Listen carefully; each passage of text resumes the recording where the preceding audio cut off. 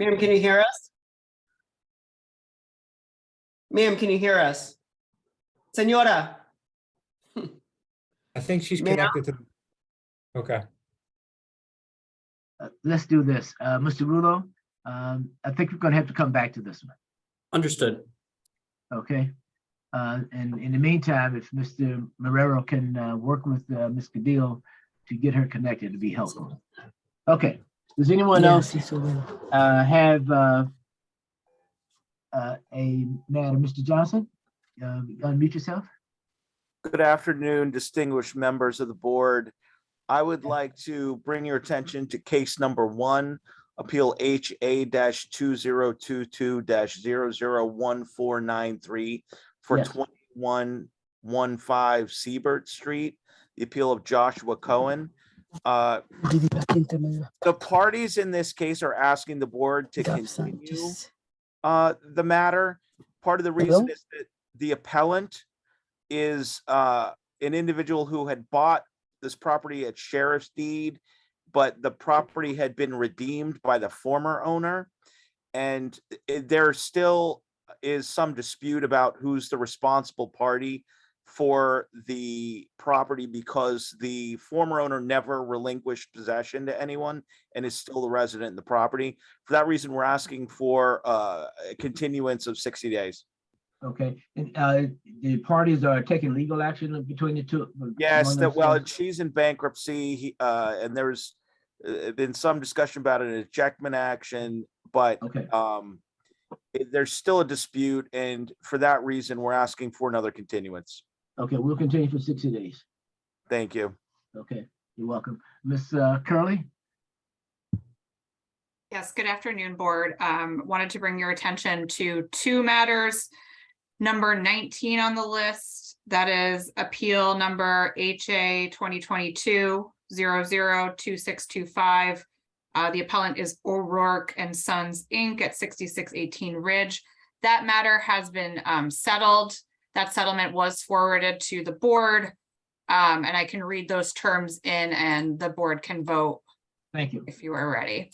Yes, So the violation cited in the notice of violation, CF 2022-048932, that is affirmed. And the fine to be imposed for the violation cited in this notice is reduced to $500.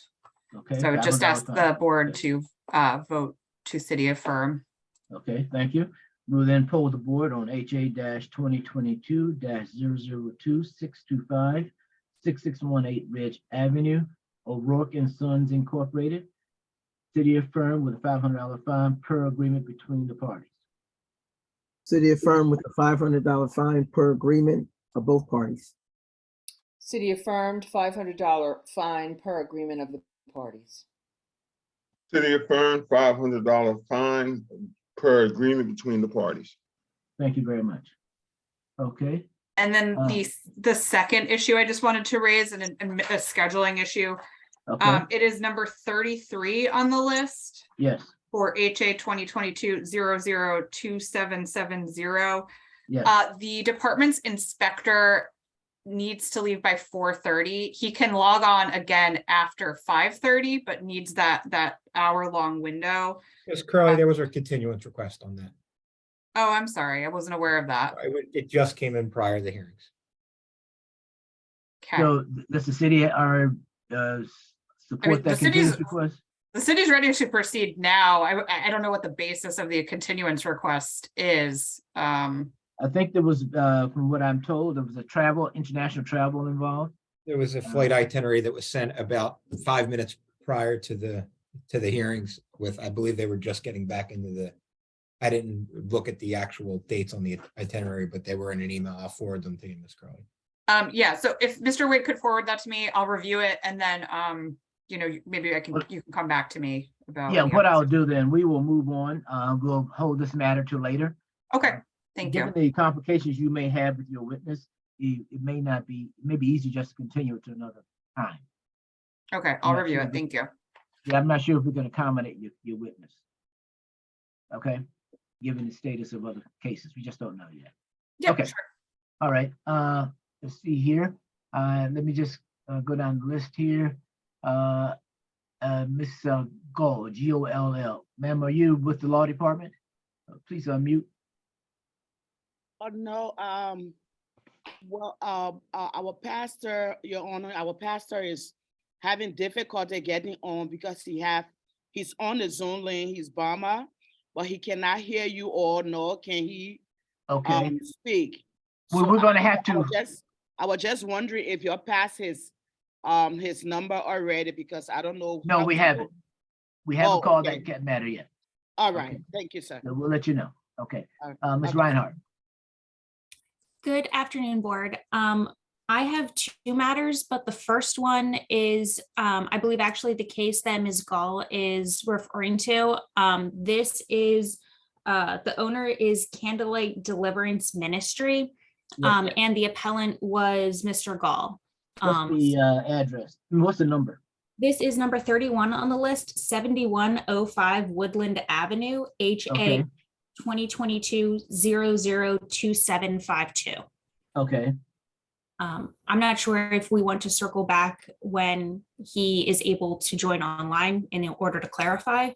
okay, let's do that. Let's circle back because we administratively, we have some matters as well that should be addressed. So let's Okay. circle back. Okay, is Um, there another matter? There was a continuance request for number 5 that is for 5648 Malcolm. That is HA 2022-002017. Unfortunately, the inspector is not available today. Okay, so let's see here. Is the appellant present? Derek Hopkins? Is Derek Hopkins present? Anyone representing the interests of 5648 Malcolm Street? Okay, we will continue that matter based on the city's request. Thank you. Okay, all righty. Let's move on. Mr. Rulo, I'm here, sir. I'm sorry, who's speaking? I'm Derek Hopkins. Okay, Mr. Hopkins, can you present yourself via video? No, I'm not able to do so.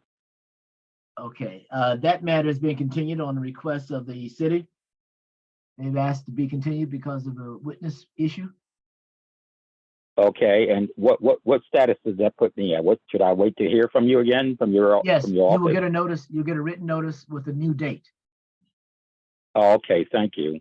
Okay, and also I'd request that between now and whatever the new date is, that you figure out how to participate via video so we can see you.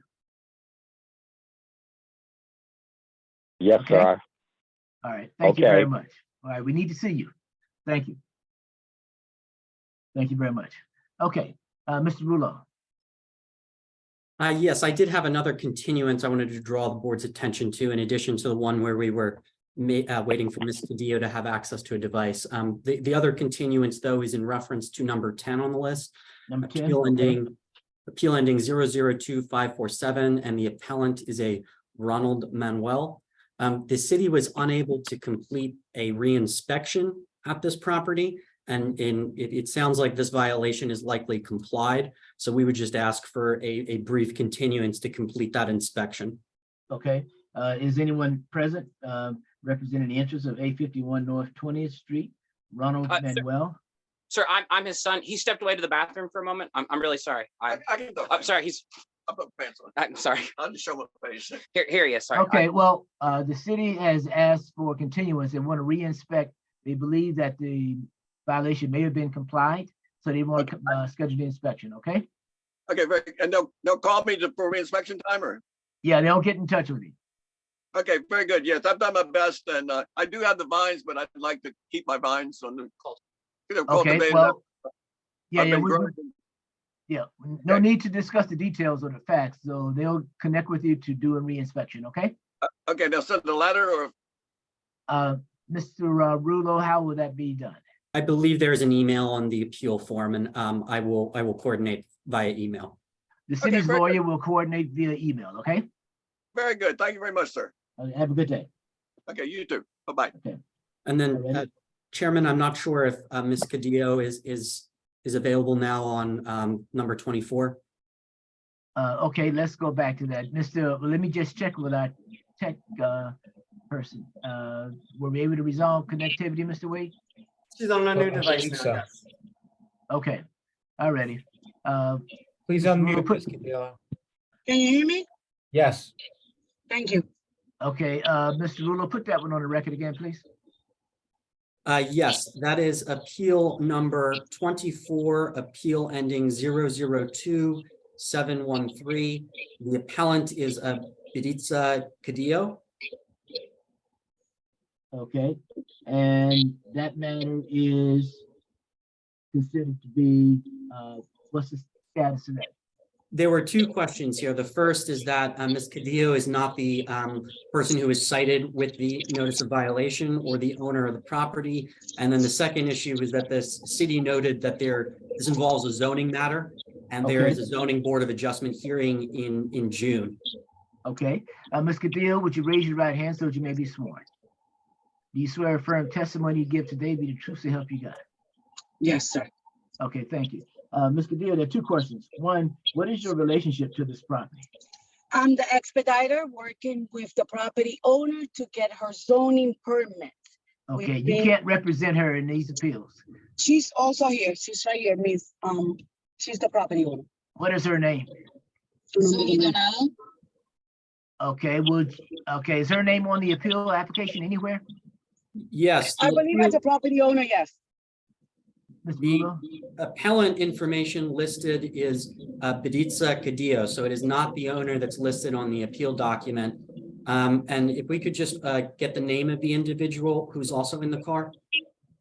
Okay. Sony Donado? Yes, Z- ma'am, you need Z- to, Ms. Cadillo, just for a moment. I The wanted to appellant will have, translate. okay, well, the two things. Two things. One, she will have to represent herself unless if the property is owned as a corporation or LLC, she needs a lawyer. And you cannot represent her in these hearings. Third thing, if she does not understand English well enough to represent herself, we have to have an official interpreter. You cannot interpret for her. Okay? So Okay, sir. for purposes of this meeting, though, we just need her to give us her name and address so that we can make sure that she's properly notified. Mr. Rulo, is that sufficient or is there something else? Yes, I think at this point, given the additional language issue that we can continue this until after that zoning board of adjustment hearing and then resolve it at that time. Actually, that's exactly what we wanted to ask. She's here. She could ask herself. Actually, that's what we wanted to. We wanted to make sure. Okay, Mr. Deal, just let her give us her name, okay? Ask her to put her name on the record. My name is. Mr. Chair, you need to swear her in. Yes, I need to do that. But, well, let's do this. In this instance, because there's a language issue, I'm just going to get her name for the record. Ma'am, please give us your name. Zuni Donado. Spell that, please. Z-U-N-Y. My last name, D-O-N-A-D-O. Z-U-N-Y. Z-U-N-Y, Zuni Yes, Donado, Yes. D-O-N-A-D-O. okay. Thank you. And we will, all future correspondence should be sent to her. So we need to have, is there an address on the form, Mr. Rulo? Yes, there is. Okay, all right, thank you. And please note that we will have to get an interpreter for you for any future hearings. And Thank you. that's a Spanish interpreter? Yes, Spanish, thank you. I assume Spanish, right, Ms. Cadillo? Yes, sir. Okay, Spanish. Excuse me, Mr. Chair, just to be clear, could you make sure we have her right address? Yeah, that's what I was conferring with Mr. Rulo about. He has the record in front of him. But There's do we an have address. hers or do we have the other lady's address? Both. There's one address on the appeal form and it's 3675 Frankfurt Avenue. The address on the notice of violation, which was the document that was issued to Ms. Donato, instead lists an address of 108 Nicholson Road, Gloucester City. So the actual appeal form, as the board members noted, we still have a standing issue here. And there's only one address on the appeal form. Okay, so, Ms. Cadillo, would you confirm for us which is the appropriate address for Ms. Donato? Which The address New is it? Jersey address is her home address. Okay, we'll use the New Jersey address. Mr. Is there Rulo, a is that, possible you way had to that? get an inspection? No, on the ma'am, property? you can't speak until we ask you to speak. You're speaking over. Sorry. Mr. Rulo, do you have that New Jersey address? It is listed on the notice of violation. I would just, at this point, and I understand it's being continued, just preserve the city's objection that this not be converted into an appeal by Ms. Donato, given that the appeal is the appellant's name is different. It's in the expediter's name. I understand it's being appealed. I just want to note that for the record that we're maintaining that objection. Okay, all right, thank you. All right, so for the moment, this matter is being continued until after the zoning matter is resolved. Thank you. Okay, Ms. Washington, I think we've covered those matters. Okay. All Yes, right, sir. thank you very much. Anything else, Mr. Rulo? Not on my part. I believe that Mr. Fernandez does have a matter to raise. Yes. Mr. Fernandez is the newbie. He's back. So he's last. Thank you, members of the board. No Okay. problem there. I'd like to call your attention to matter number 16 on the list with appeal number ending in 2612. The appellant is Ilsan Prussian, who I understand is here today. The city is requesting a continuance in that matter because the inspector is unexpectedly unavailable today. Okay, and the appellant Ilson Prusen. You available, sir? Yes, please unmute, sir. You're currently muted. Yes, sir. The city has requested. Yes, I can to hear. continue this matter. So we will honor the city's request and continue it for another hearing date. Apologize for any inconvenience that may have caused in your case. Okay. Can I have your email? I can forward my documentation, my photos. Yes, Mr. Prussian, I emailed you this morning when I learned that the inspector wasn't going to be available today. You should have an email from me. Let me know if you didn't receive it, and I can give you a call if you haven't received my emails. Okay, thank you. Okay, thank you. You're welcome. This matter is continued. Thank you very much. Thank you, Chairman. Okay. I have two other matters, Yes. administrative matters for the board. I'd like to turn your attention next to number 18 on the list, appeal ending in 2623 with appellant Dilip Nuthulaganti. That matter is moot. I don't believe that a moot complied disposition is appropriate because it was an appeal of a letter notifying the appellant that a payment had been returned by essentially a check had bounced. Okay. I learned recently that he has subsequently submitted the payment, his rental license is not being suspended, and so the matter's moot. However, because it wasn't a violation, I would ask that the disposition just be moot. Okay, it's noted as moot. Thank you. Thank you, Chairman. Finally, number 35 on the list, appeal number ending 1719 with appellant Anthony Castaneda.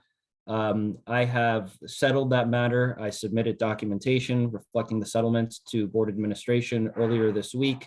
The terms of the settlement are all violations subject to the appeal. That is the violations under CF 2022-020-822 are city affirmed with a 45-day stay of enforcement. 45-day stay? Okay. Yes. All right, thank you very much. We will poll the board regarding HA-2022-001719 Burner Street. Anthony Castaneda.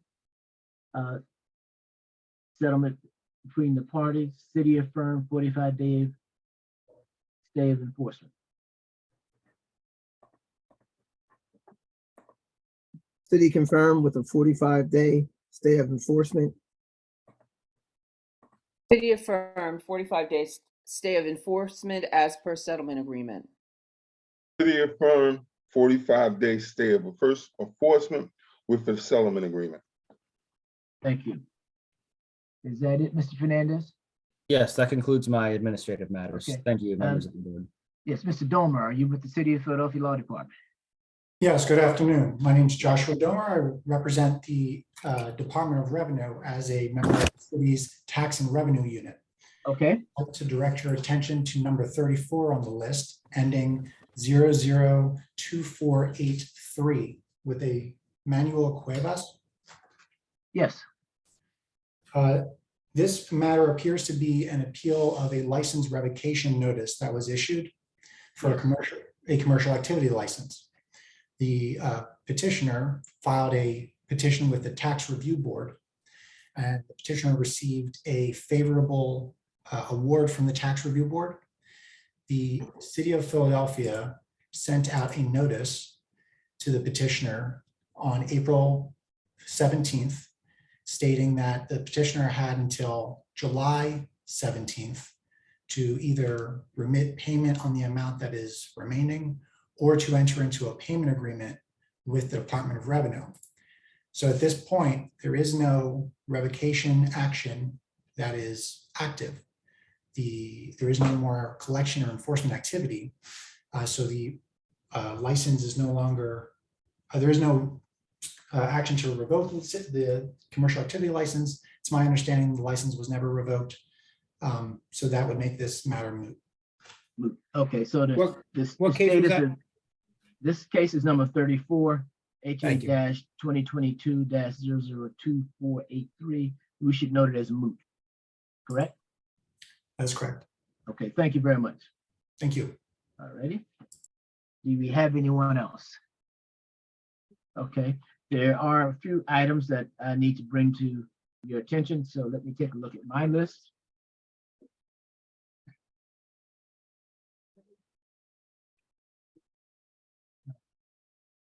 Number 31, let's get to that one.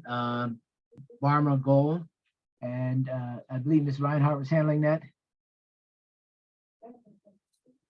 Yes. Yes, okay. Ms. Jamsita Gold, is the pastor, has he been able to join us via Zoom? No, he's on, but he's having difficulty with the speaker.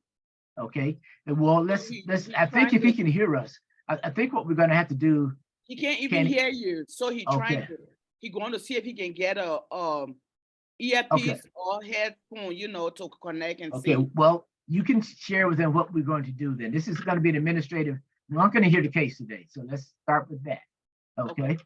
And so, Ms. Reinhardt, what was your issue? There are two here. First is a question of standing because the appeal was submitted by Mr. Gull, and the owner is Candlelight Deliverance Ministry. And the second is that Candlelight Deliverance Ministry is, I believe, a corporation, and in which case it would need an attorney according to board rules. Okay, thank you. There are two, and also the board would note that there's an issue of timeliness. And so, Ms. Gold, there's a couple of things. One, because this property is owned by a corporation, the religious institution, you need a lawyer, has to represent your interest in these matters. The second thing is timeliness. It doesn't appear that you submitted your appeal in a timely fashion. It appears that your violation occurred sometime in March of 22, and you didn't submit your appeal to 2023. And so that's a considerable time difference. And so the board, given that that is the case, unless we hear some strenuous argument otherwise, we would not hear the case. Ms. Reinhardt, any position on that? I just want to clarify, I believe the appeal was filed 6/29/2022. So okay. Yeah, I agree. It was untimely. Okay. But I just wanted to clarify the date. Okay.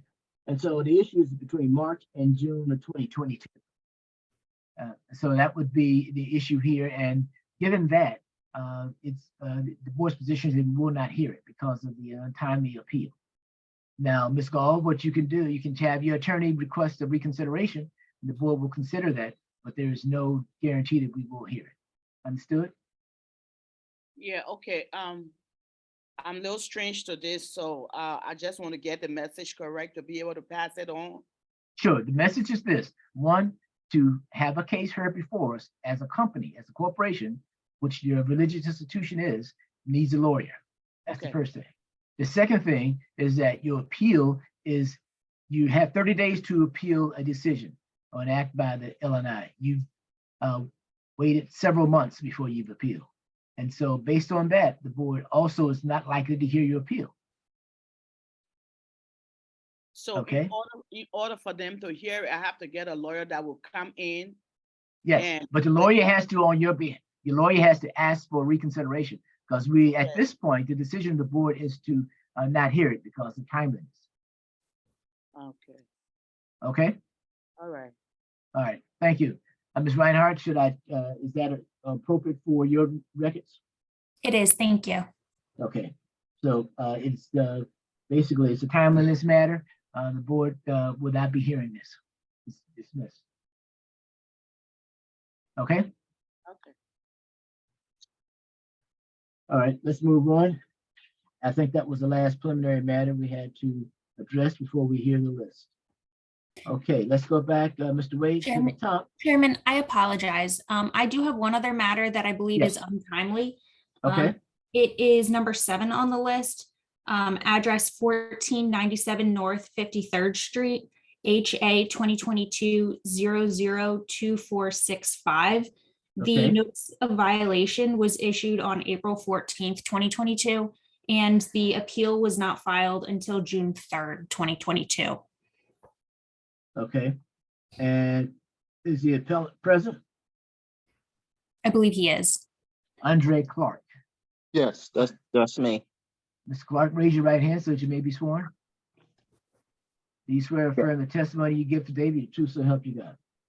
Yes, Mr. Clark, are you the owner of this property? yes, I am. Are there any other names on the deed other than yours? No, And it's owned as your property as an individual name, not as a corporation or LLC? correct. Just my name. Okay, yes, you're over a month late appealing this. 2 months late, essentially. No, Really? I went down to city, the municipal building when I got the letter, and I did do according to what it said. They gave me the violation. I fixed it, and then I went down because they said something else. But Mr. Clark, wait a minute, Mr. Clark, you aren't responding to my question to you. It's the dates to where all of this occurred. The violation notice, according to our records, is April 14th, 2022. You didn't appeal until June 3rd, 2022. I was going through COVID at the time all this occurred, and I did the best I could. Meaning that you were ill with COVID yourself? Yes. Okay, all right, okay, thank you. Well, given that, Mr. Reinhardt, we'll hear the matter. Okay, thank you. Okay, we'll hear the matter. We'll call it in order, Mr. Clark, so just sit tight for a moment. Okay, thank you. Alrighty. So let's go back to the list then. Mr. Wade, I think we're on number 2 and 3. Yes. You want me to read them both in the record? Yes. Okay.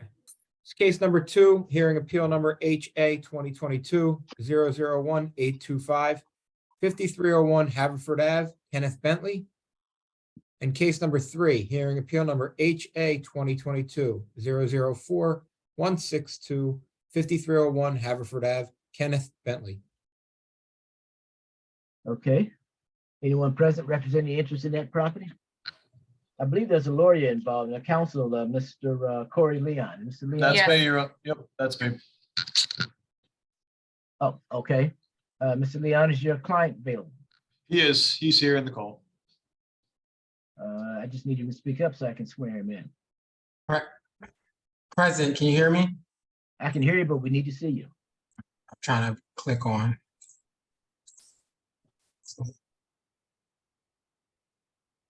Start my video.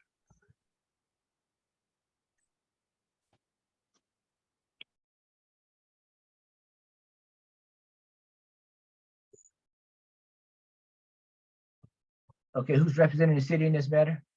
Good afternoon, Board. Caroline Curley, Counsel for the City. Okay. Okay, Mr. Kenneth Bentley. Okay, Ms. Curley, do you have a witness today? Yes, board, I have LNI Inspector Eric Brown. Is he present with us? Yeah, I see his He is, image. yes. Okay, Mr. Brown, would you unmute yourself, please? Okay, Mr. Brown and Mr. Bentley, would both of you kindly raise your right hand so that you may be sworn? Do you swear or affirm the testimony that you give today be the truth so help you God? Yes. Mr. Brown, I believe you said yes. Yes. as well. Okay, thank you. You can place your hands down. Mr. Leon, if you unmute yourself, I need you to put your name on the record, please. Yes, Attorney Corey Leon, attorney for Mr. Bentley. Okay, thank you. Mr. Bentley, just preliminary comment by me. You've brought legal counsel to the hearing, which is perfectly fine and a smart move. I'd ask you to just pay attention to your lawyer and respond as he directs you to respond. If you need to have a confidential conversation, we will provide a breakout room for you to do that. I assume you two of you are not in the same office space. Is that correct? That's correct.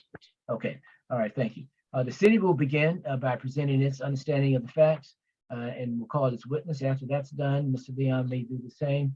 Of course, you will both have the opportunity to cross-examine all witnesses. Ms. Curley? Yes, thank you, board. This appeal involves a property at 5301 Haverford Avenue. That's a property in the Haddington neighborhood in West Philadelphia. Originally, there were 11 violations written by the department on this property. As of today, there are 4 outstanding violations that have not been complied. Those violations are for operating essentially a boarding house without a use registration permit, as the property is zoned for single family use, and for operating without any sort of rental license, a fire extinguisher, a fire code violation for operating, for having inoperable and expired fire extinguishers, and for a violation for operation of a cease of operations order. So we will be asking for those violations to be complied, and we'll be presenting one witness today, Inspector Brown. Okay, all right, please proceed. Okay, Inspector Brown, can you unmute yourself? And can you state your employer and how long you've been employed there?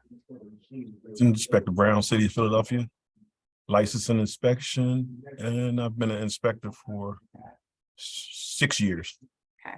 Are you familiar with the property at 5301 Haverford Avenue? I am. How are you familiar with that property? Well, I don't remember the exact date. It's probably. Let's strike that. Did you inspect this property? You're on a Personally? complaint from this fire department. I came out and did an inspection. Okay. And have you also had the opportunity to review any department records associated with this property? As far as zoning, Just, yeah, anything in Eclipse that you saw? yes. Okay. Board, with permission, I'm going to share my screen. Okay, thank you.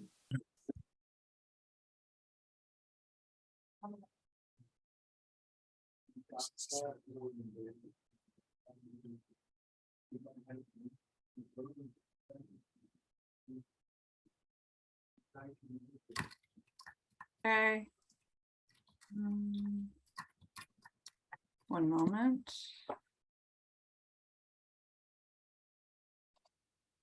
Inspector Brown, can you see my screen? Yes. Okay. Do you recognize the property, the picture of the property marked as Government Exhibit 1? Yes, that's 5301 Haverford Avenue. Okay. And just describe for the board, when you showed up at the property, what were the concerns that brought you there? What were you looking for? Well, there was an issue with a fire that had happened the prior day or something. And the fire department sent a request to do an inspection because it was a rooming house and there was a lot of people in the property with the fire alarm system just blinking and it was out of service. When I got there, there was a gentleman working on the system. That's how I actually got in. Okay. And I took a few pictures. So you were able to get into the property? Yes. His contractor was there working on the alarm system. I'm gonna move to City Exhibit 2. Is this the alarm system you were referencing?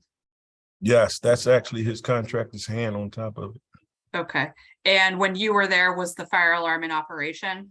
It was not. Okay. But so you observed someone was working on it. Yes, the gentleman that was there. Yep. Okay. He's working on it. And date of that photo, that's April 11th, 2022. It's about right. Yep. Moving on to City Exhibit 3, what are we looking at in this photograph? Look like a pull station that's been pulled. Okay. And when you were there, the alarm was not going off, I presume. No. All right, as you moved up into the building, I know this picture is a little blurry, but what did you start to see when you were moving into the building?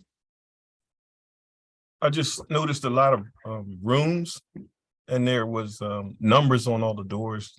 I'm counting from 1 to 10. Okay, so we're gonna move through City Exhibit 5. Is that what you're referring to? A numbered room? Yeah, all the rooms had numbers on them up to 10. So I think that one looks like 2A. Is that correct? It's real. I Yeah, can 2A. I can scroll in a little bit. Is that better? Okay, 2A. Yeah, so it says. Okay, moving on to City Exhibit 6. And zooming in, what's it say in the center there?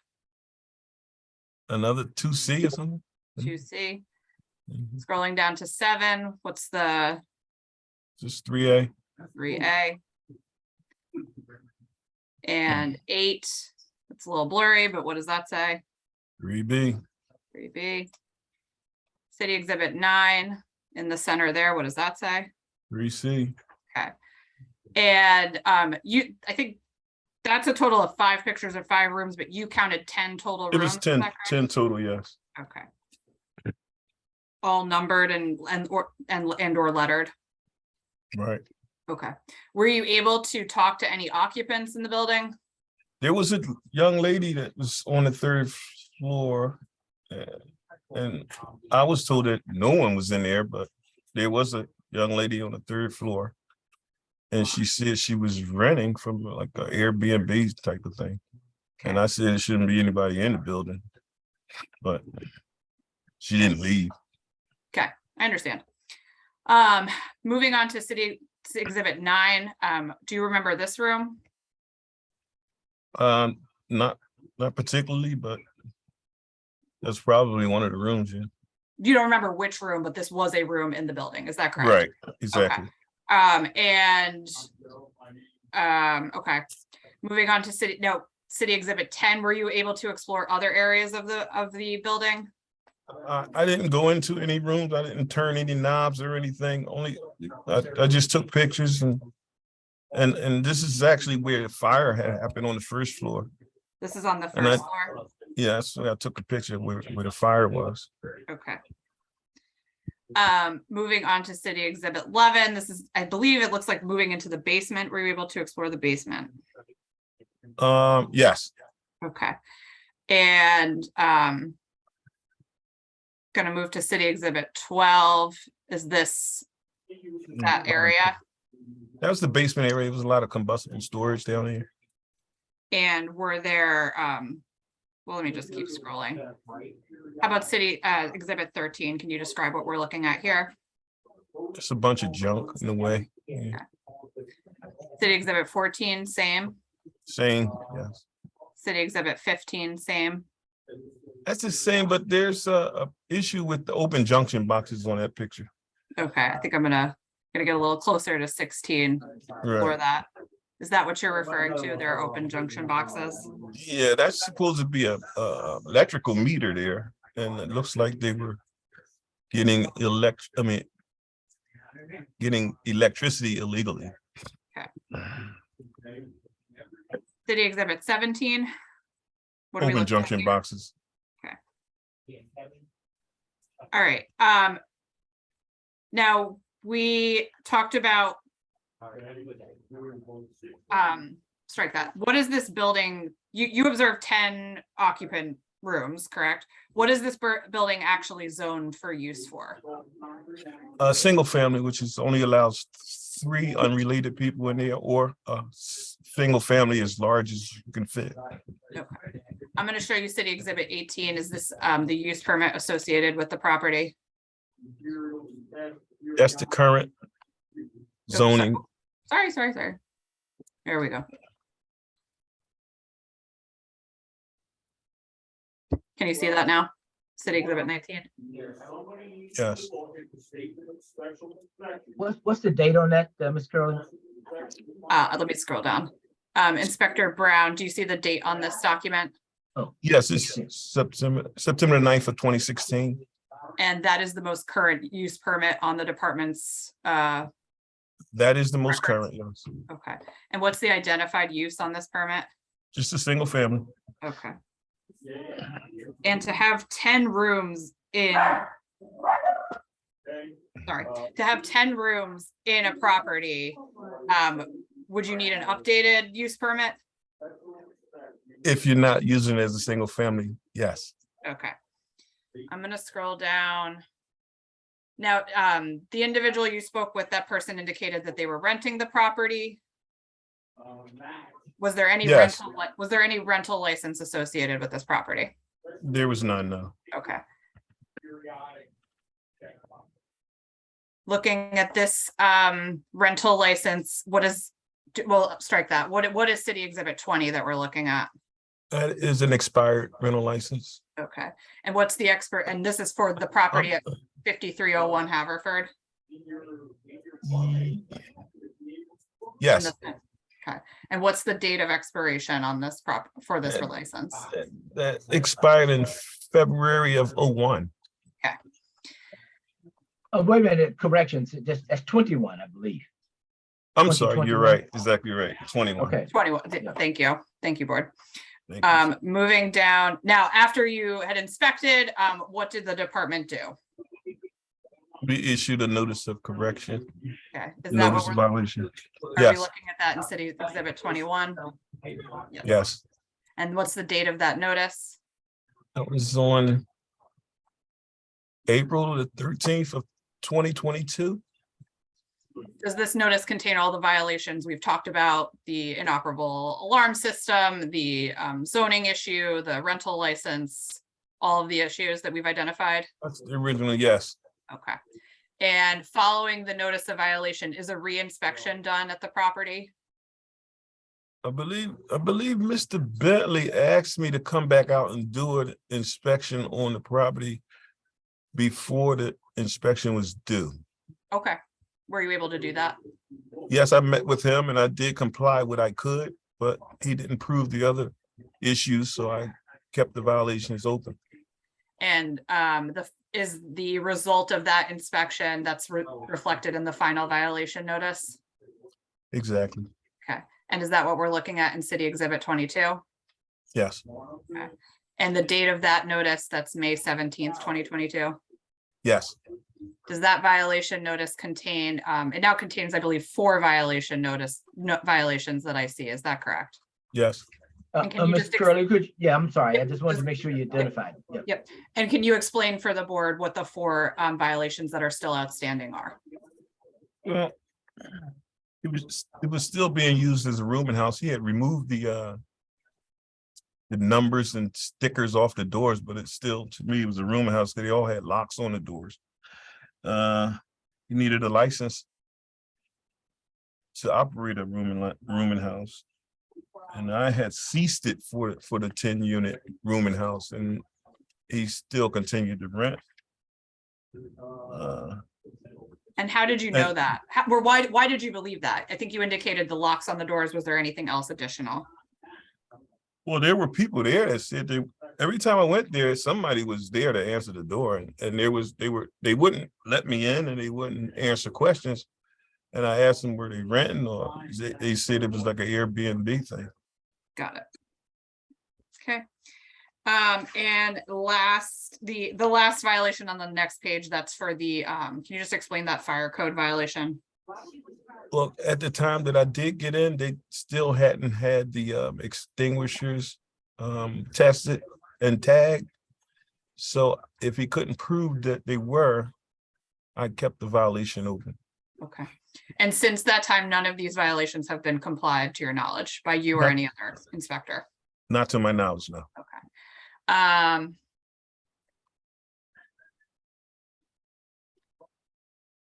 City Exhibit 23. Are you familiar with a site violation notice? I realize I this is, am. okay, and what is the violation cited in here?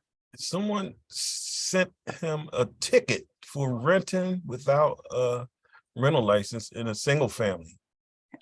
That's consistent with your investigation as well, correct?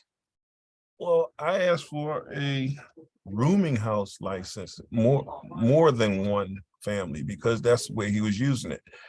The inspector that wrote this ticket probably didn't get in to see what was going on. He just knew it was a rental property and it was zoned for a single family. And that's why he sent a single family ticket for rental. Okay.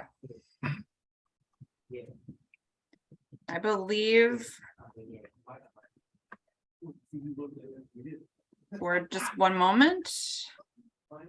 And Inspector Brown, when's the last time you were able to inspect this property? Interior? Either interior or exterior? I couldn't tell you. It was prior to September of 22 because I moved to the North District in September. So it was before that. Okay. And just to confirm, as reflected in the department's records, those violations are still outstanding. If he didn't prove otherwise, yes. Okay. And just to sum up, can you explain to the board, what are the safety concerns that the department is worried about with these kinds of violations, this outstanding zoning violation, this outstanding licensing issue with the rental license or boarding house licensing? Can you explain to the board what the concerns are with those violations? Well, well, first of all, if you don't have use permit, then you can't use it as any way you want to. Yet, if it's a zone as single family, you have to use it as a single family, or obtain current use zoning. Are there? Let me ask you if the difference between the requirements for a single family and for a boarding house, are there different requirements for, let's say, the fire code or the things you would need to provide in the difference between something that is approved for a single family and something that is approved as a boarding house? Right, you would have to have certain fire safety mechanisms in effect to use it as a boarding house or multi-family use. Okay. And licensing also. Okay, board, I don't have anything further. I just asked for the admission of city exhibits 1 through 23. Okay, so noted, admitted. Mr. Leon, do you have any cross-examination? Yes, I do, Board Chair, if I may. Okay, yes.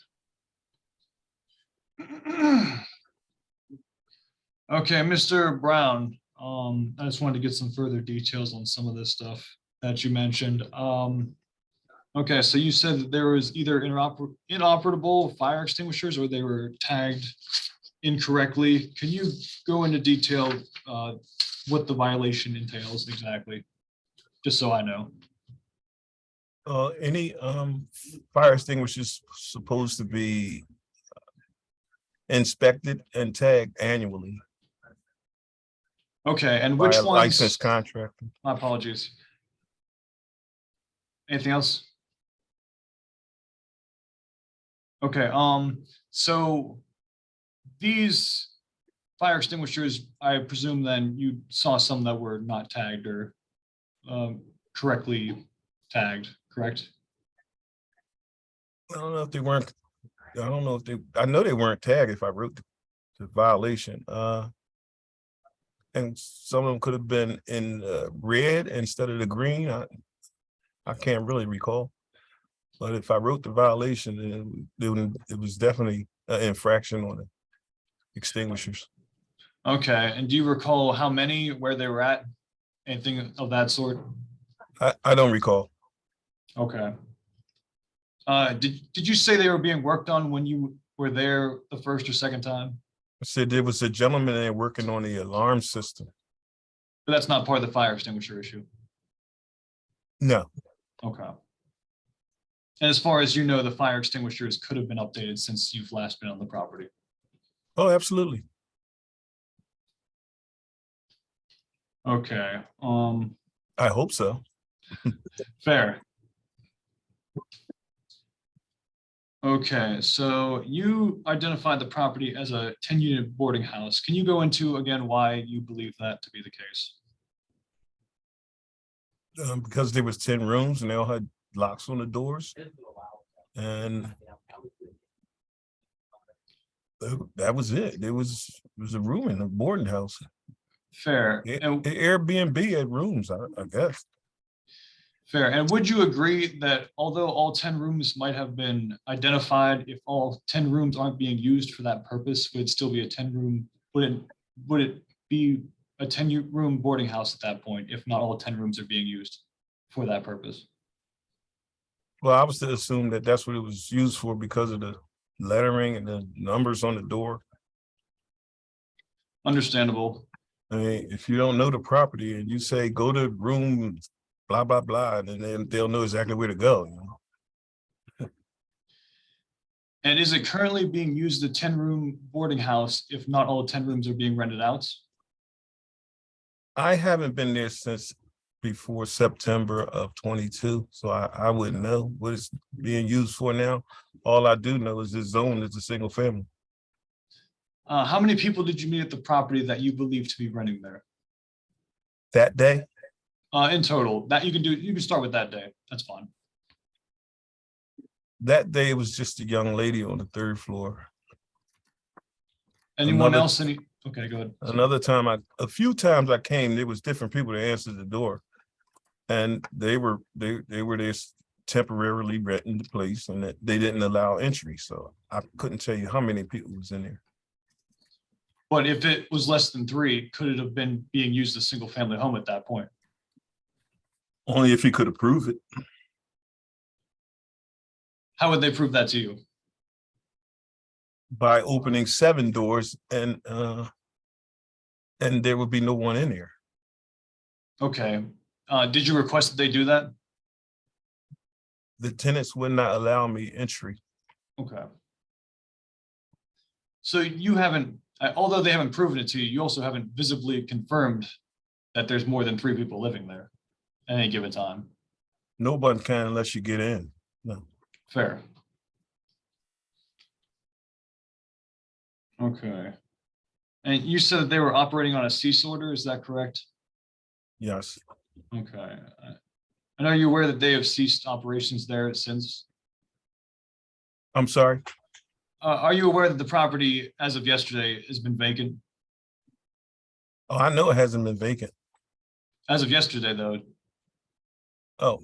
I mean, I'm gonna object. This is now beyond the scope of his testimony. He has admitted he hasn't been there since yesterday. Yeah, the record is pretty clear. The objection is sustained. Anything else, Mr. Leon? Yeah, let me just go through my notes 1 second, Mr. Board Chair. Let's see.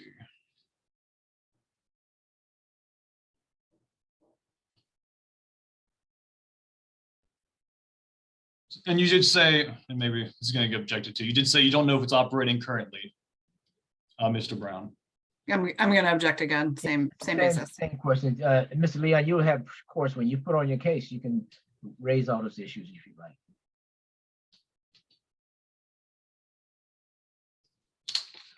Let's see. I believe I asked all my questions. No Okay, more thank you further very questions for this witness. Thank you. Any additional questions? I do have a. Okay. No, Christian, I went through. Okay, thank you. I do have a few questions. Any board members have any questions of Mr. Brown? I do have a question. Mr. Yes. Chair. Inspector Brown, you mentioned that you spoke to 3 different tenants, and I know none of them let you in, but they all had the same response that they were renting from a Airbnb? Right, that type of, yes. Okay. And also when Mr. Bentley, the owner, called for reinspection, were you able, or anyone from the department, if you know, was able to accommodate?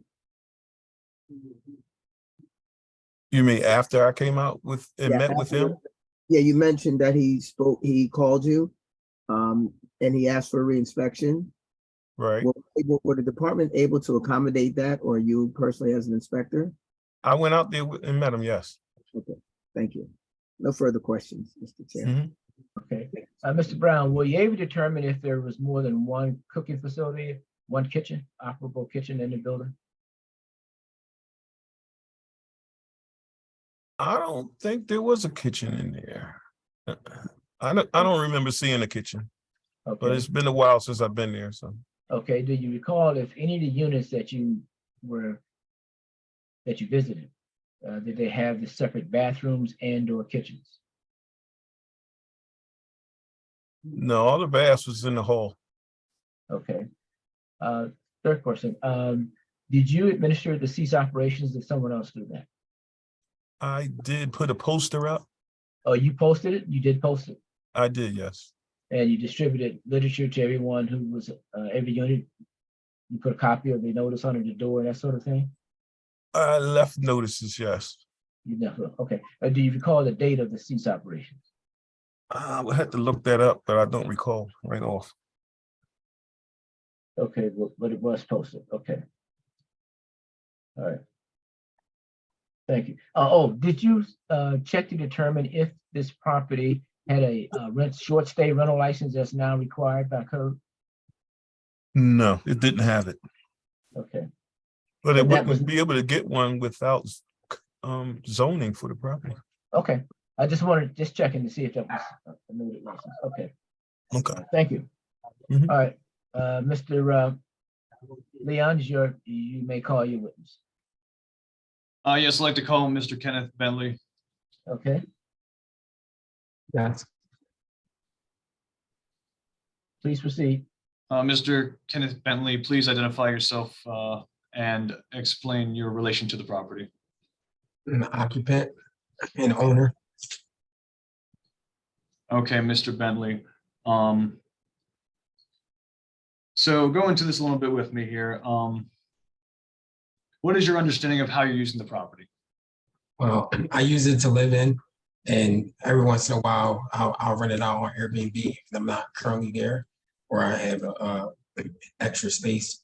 But I use it no more than 90 days because it says in the law that you could do 90 days or less without obtaining a rental license. Right. And let me see. And you heard mentioned of a short stay rental license earlier? Yes, I heard them mention that, but at the time I was doing it, that wasn't in effect. This is a new law that just became in effect. Let's see. So at the time you were running this, are you saying that the short stay rental license wasn't required? It wasn't required, especially for if you're not renting longer than 90 days. I mean, I'm gonna object at this point because he's giving legal conclusions. So unless there's some basis as to why he knows that, Okay, Mr. Leon, are you prepared to submit in evidence copies of the code?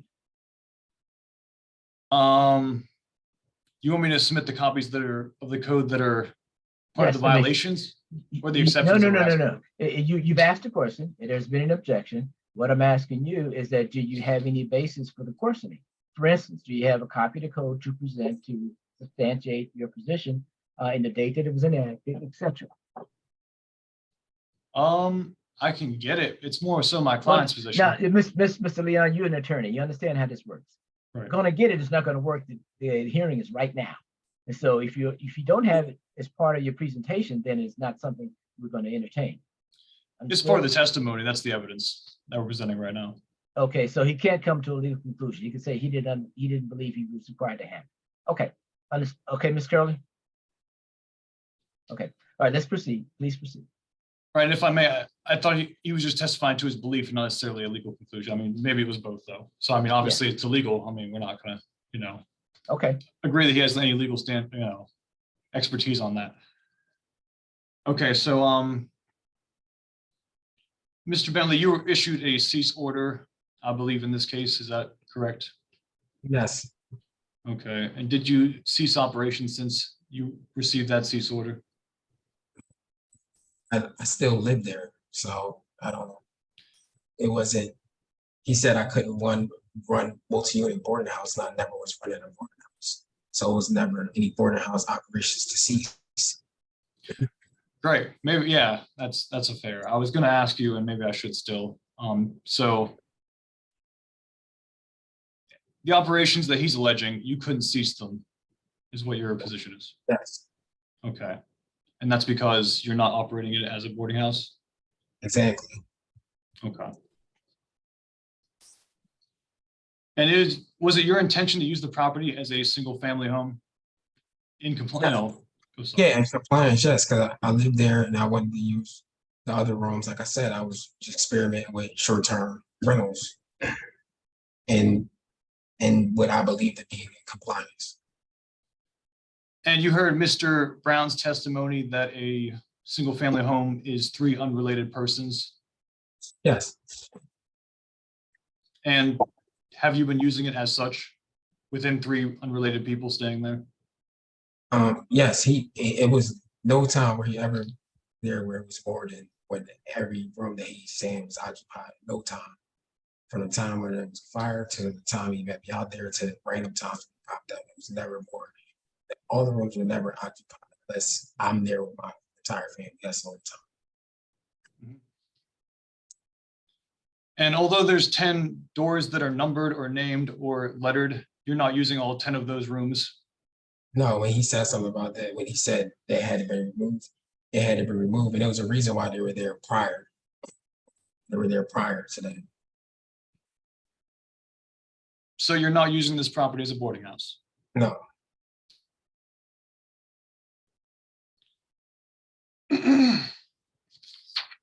In regards to, I believe Mr. Brown said something along the lines of the fire extinguishers were not tagged properly. Have you made efforts to rectify the situation since? yes, even the fire alarm panel, even though as a single family, when he initially came out, he said I had to get all those things certified. So I called the proper people. I submitted certifications and stuff, but I was under pressure when it was known as single family that I didn't have to really have those as an option. But I wanted them because it's just better, it's safer. Let's see. I think there was a question of how many kitchens there are on the property. Could you go into that? It's one kitchen. It's one full kitchen In the whole building? in the whole building. Okay. Let's see here.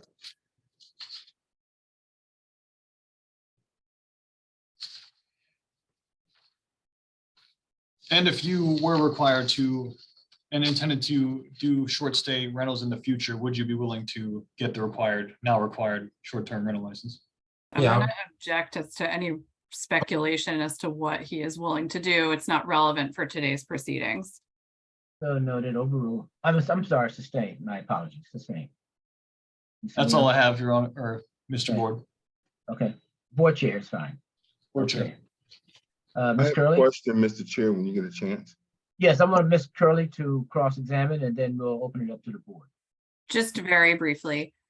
So Mr. Bentley, is it correct? You've never held any rental license of any kind, correct?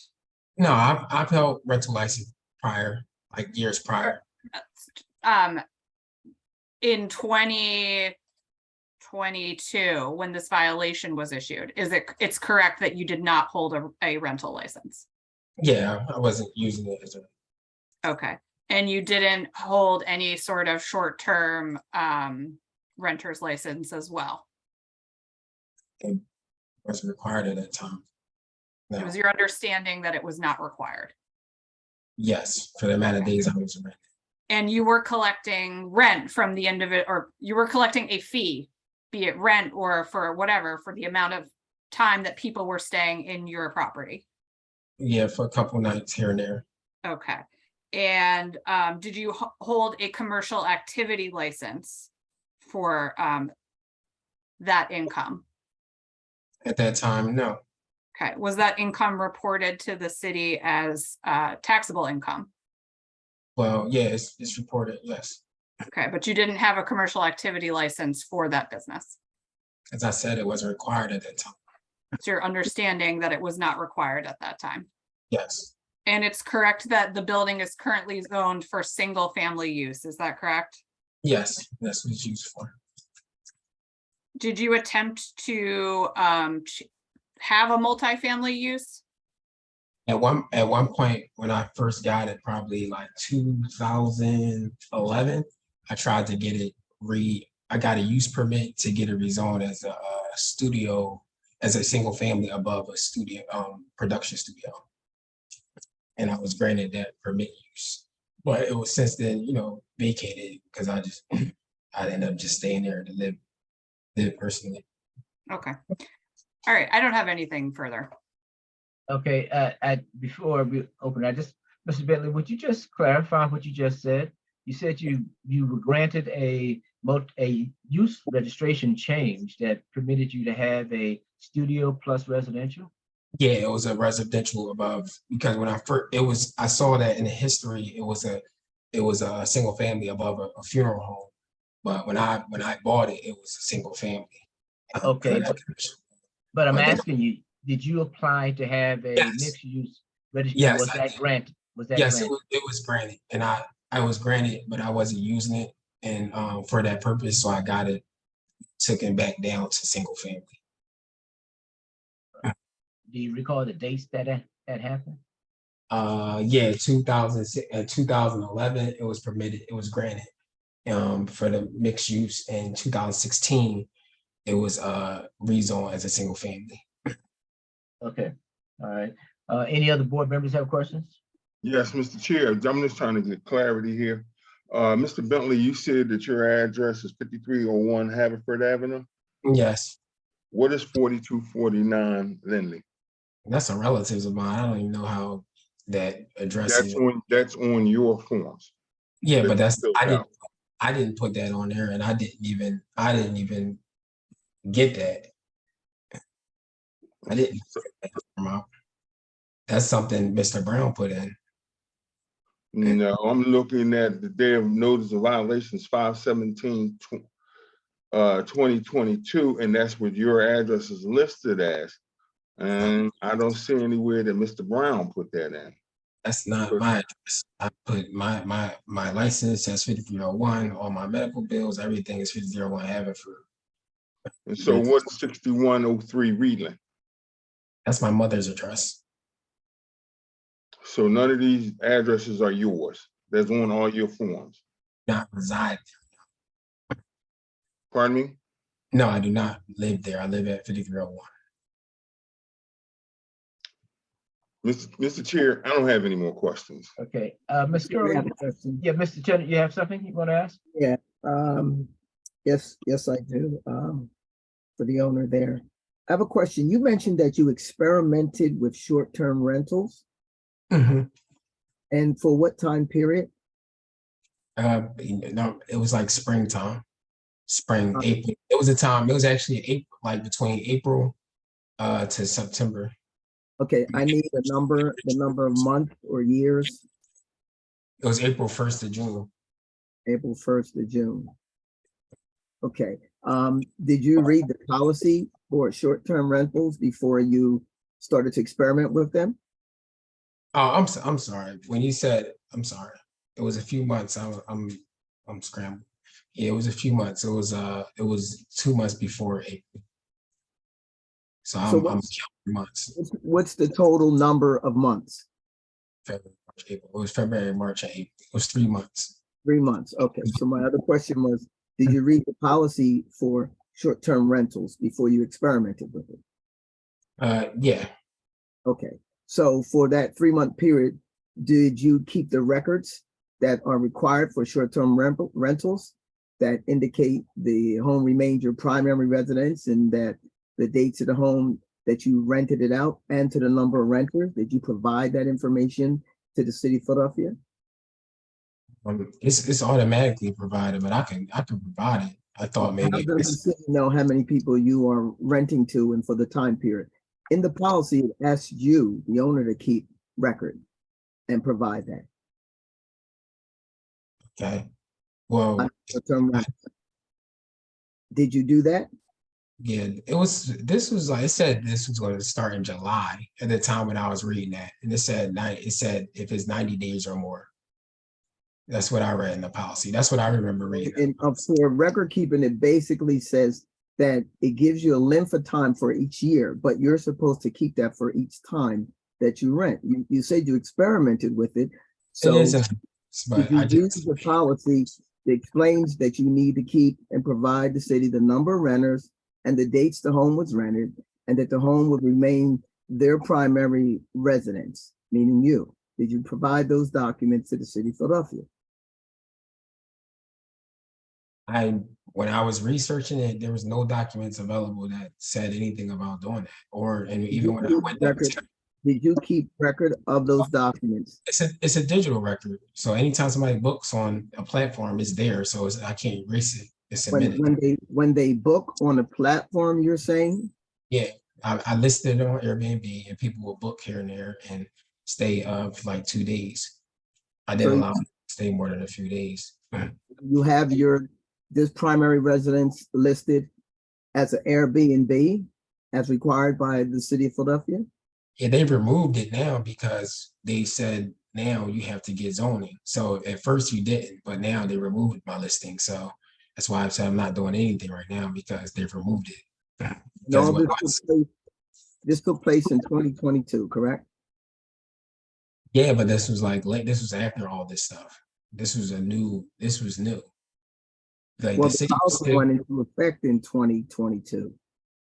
yeah, the city was still. I've been down at LNI asking them over and over for things. They couldn't direct me in a certain situation. They couldn't direct me even to get a short-term rental license. It seems like they're not like really assigning them. So even once Airbnb came out, they came out with a policy. They said that now that you have to get an operating license. So they removed a bunch of listings, and my listing was one of them. But now I'm dealing with this, so I'm trying to, get resolved this before I even can, if I decide to even continue to pursue that path. Airbnb did list the Airbnb owners to provide certain information to the city of Philadelphia. Thank you, sir. Thank you. Ms. Curley, I do have a couple of questions for Mr. Bentley. Would you mind sharing your screen again, please? I'd like to see the violation notices and also the appeal notice if you have it.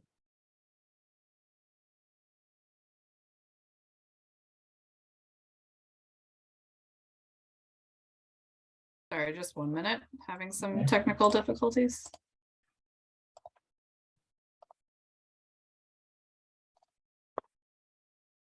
Board, so this is the violation notice.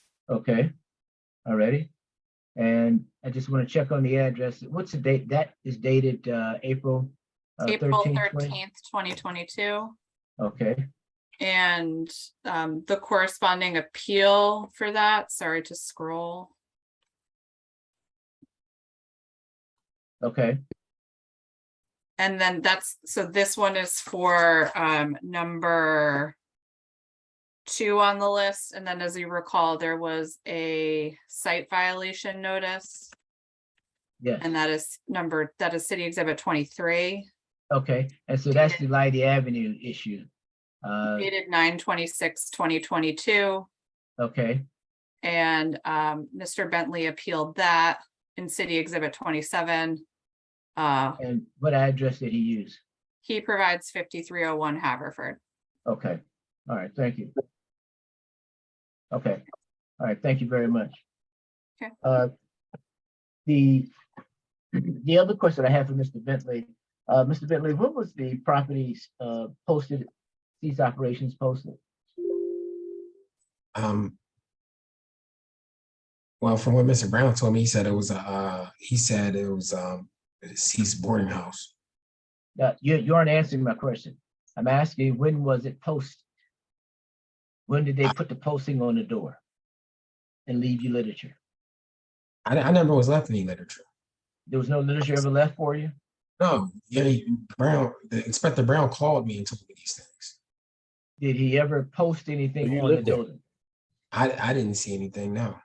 There was nothing stapled to the door. There was no public notice attached to your building at all. I didn't get any literature. Nothing did your residents, the individuals who were there, did they receive any written notice? No. That's why I was confused when he said he talked to the tenants, because it's no tenants, it's just me. You know, it's me, family, was a couple guests. That's Okay. it. Now, is it your plan to continue to use this property as a single family residence? Yeah. Okay, Wow. curious, have you now had installed and upgraded a multi-pull station fire system, fire alarm system? That was always there. That's just something I just got the certification for. It was there prior to me having it. Okay, but you since had it certified, correct? Yes. Okay, and have you gone back and had all the fire extinguishers installed properly and inspected? Yeah, they were installed. They're installed properly, and it was on like a waiting list to be inspected. I don't know why. It's like a long waiting list. And you plan to use this only as a single family home going forward? As of now, yes, but if I decide, I've been speaking, if I decided to go forward, I would apply for the proper, permits and stuff like that, since it has that eligibility. Like if I wanted to for something else. Okay, how long have you owned the property? Since 2010. Okay, and how many people in your family who live there? I was like 7. Yeah, I've lived there. It's a big house. Well, I'm asking you, and your personal nuclear family, how many people are residing in the property? Oh, 7. And those individuals are all related to you by blood? Yeah, and I have, yes. I have 6 children. You have 6 children? You have 6 children? Yes. Okay, I'm just asking for the record. Okay, so the 7 people and they're all your children. Okay, all right. Anything else from anyone? Just very briefly, Yes. for the 7 people, are they all adults, Mr. Bentley? No, they're children. They're all under the age of 18. Yeah. Okay, Yep. so 18. so it's you and 6 children under the age of 18. Me, my wife, and 6 children. And your wife. Okay. All right. Thank you. Okay. And Ms. Curley, what was the dates of these? I just want to clarify the date range of the violations. When were they? The initial violation was written on April 13th, 2022. Yeah, 2022. And Okay. the site violation notice was written on September 26th, 2022. Okay, all right, thank you. Okay, if there aren't any additional questions from anyone, we ask for any closing argument. Mr. Leon, if you have a closing argument, please share with us. After that, Mr. Curley. Thank you. Oh, yeah, I'll go ahead. In regards to the violation, saying the condition of the violation, this is violation A 301.1/65, saying the property is not zoned for a 10-unit boarding house or rooming house. I don't think the city's met its burden that's actually being used as that. I mean, true, it's not zoned for that, but that was never my client's intention, and that's never how he's used it. So I don't think they met their burden on that. Since he's no longer using the property for any commercial purposes, I don't think 93902 should apply, or it's moot that he needs to obtain a rental license. And of course, it's the city's decision, but if he was using it for short term and a rental license for short term wasn't required at that time, then obviously he shouldn't be in violation of not having any license in that regard. As far as A 505.1/1, he was issued a stop order on the basis that he was using it as a rooming house, and as he testified to, and the city hasn't proven otherwise, he was not using it as a 10-unit rooming house, so he shouldn't have had that stop order issued on him, and he shouldn't have the fine obviously issued on him as well on that same basis. In regards to the fire extinguisher issue, I don't believe any evidence or photographs of the improperly tagged or out of date fire extinguishers were submitted to evidence. I mean, there was testimony. But upon cross-examination, he couldn't testify as to what or where they were at, just that he probably saw them if he wrote it down.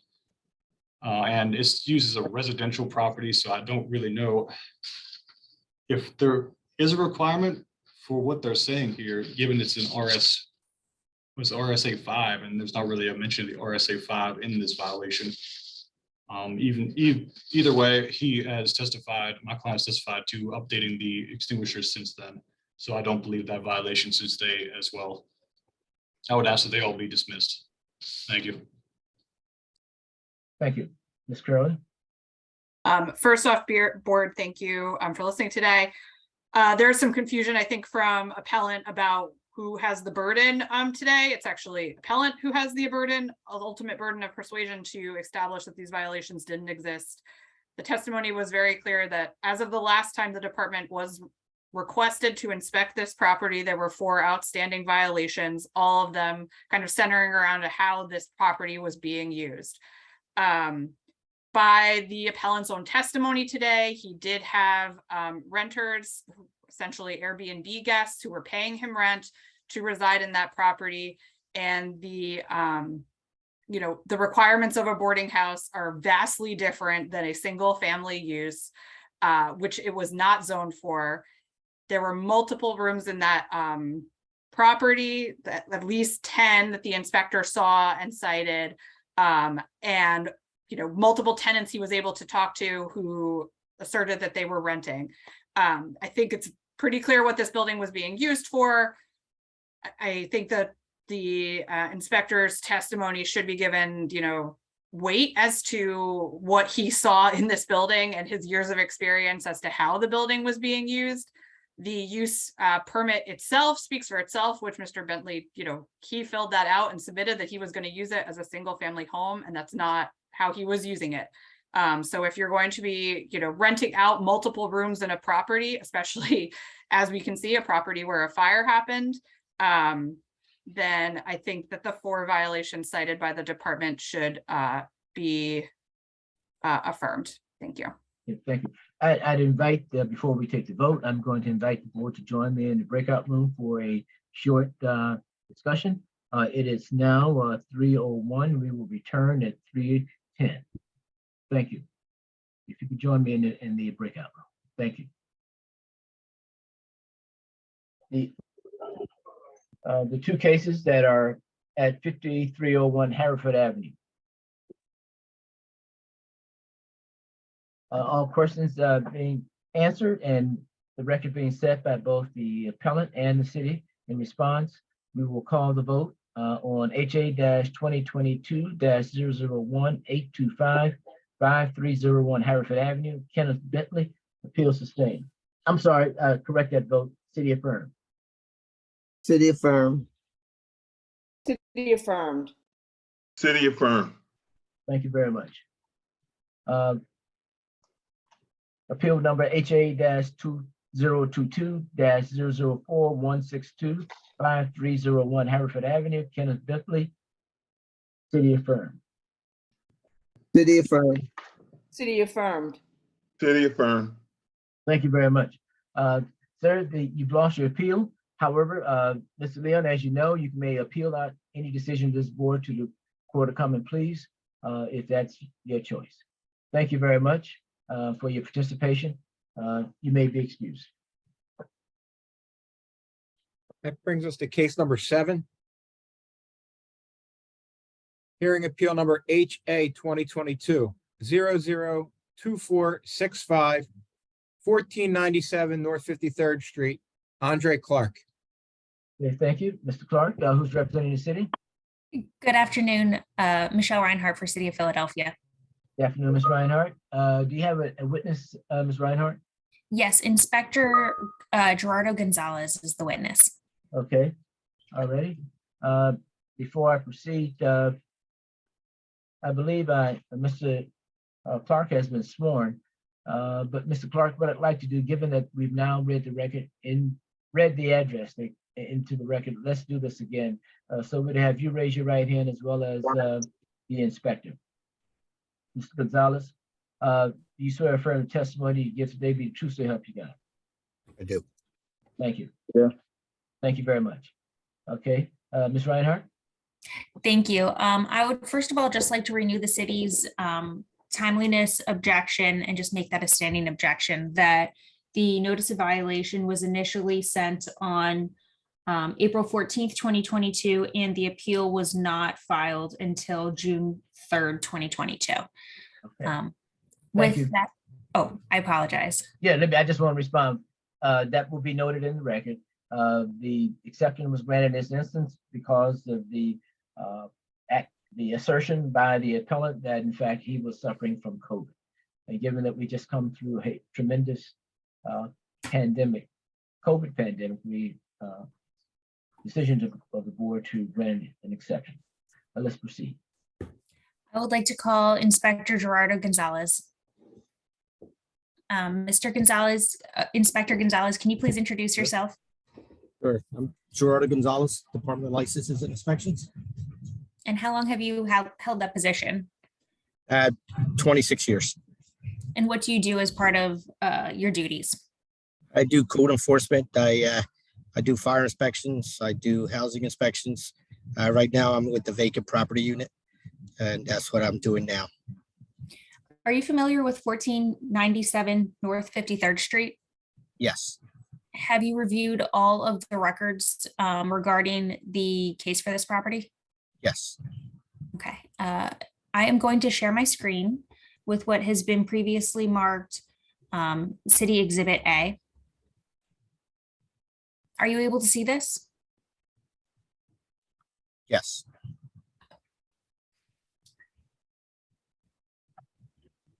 I'm showing notice of violation and order correct dated April 14th, 2022, sent to this address. Can you tell me what this notice of violation is for? For the notice and order to correct. And what violations were involved? The one was for vacant property, which of course is to keep the area clean. The other one is for the handrail, missing handrail in the front steps. The vacant property is for the structure to be safe and sound. And the other one was for the vacant license. Okay.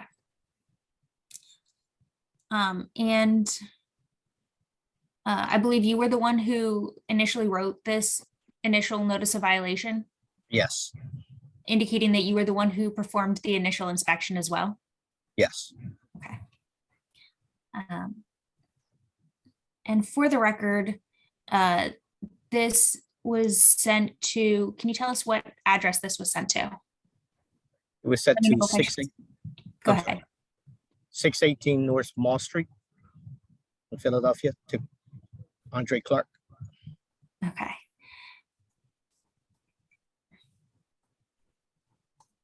Moving on to Exhibit B. I'm showing you the final notice of violation dated May 25th, 2022. What was the status of the time? I think the only thing that was left was just the vacant license. He did take care of the handrail. Okay. And it was your determination after going to the property that the property is still vacant? Yes. Okay. I am scrolling down to what has been previously marked City Exhibit C. This is a water bill. Can you tell us what you found from this? From when we noticed that when we contacted the water department, they stated there is no water use at the property. And specifically looking at the graph, approximately in the middle of the page, it shows that there is zero usage for each month in the last year, except for in October, where there was, what, 1 unit of usage? Is that fair? Yes. Overall, do you have an opinion, or rather, what does that indicate to you as a vacant property inspector based on your experience and knowledge? Well, it shows that nobody's actually staying at the property. There is no water usage, so, I mean, you're supposed to have the water usage at the property if you're staying there. Okay. Moving on to what has been marked City Exhibit D. I'm going to resize that.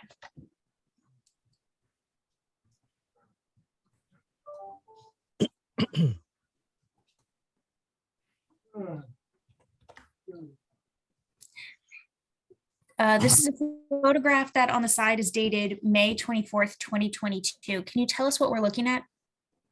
This is the property. This is after he had put the handrail in. The property was still vacant. And did you take this photograph? Yes. Okay. Moving on to the second photograph, and I am zooming out. Is this a fair and accurate representation of the property as well? Yes. Okay. I'm scrolling down to the third photograph. It is dated April 19th, 2023. Can you tell us what this shows? This shows the property still the same. I did knock on the door. There was no answer. The property is still vacant. Fair to say you took this photograph as well? Yes.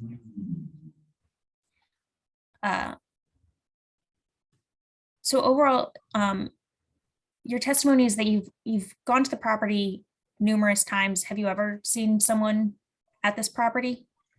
No, the only person I've ever seen is the neighbor. Kept coming out. She claims there's nobody ever there.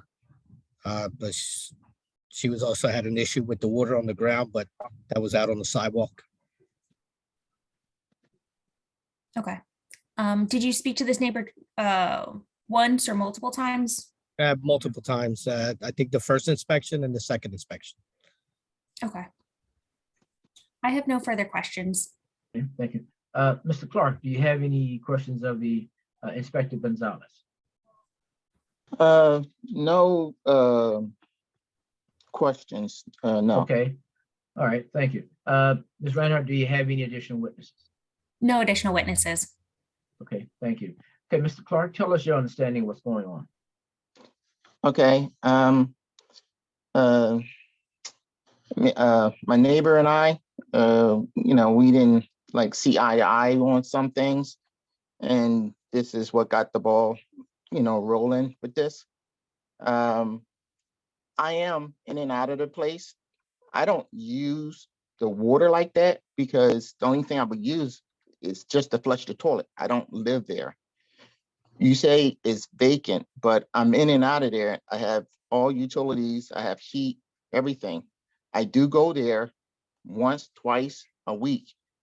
If I don't use the water outside of flushing the toilet, there's probably not going to see too much of a water usage. I did what he had on the paperwork as far as violations, but I disagree with it being vacant because I do go to the house.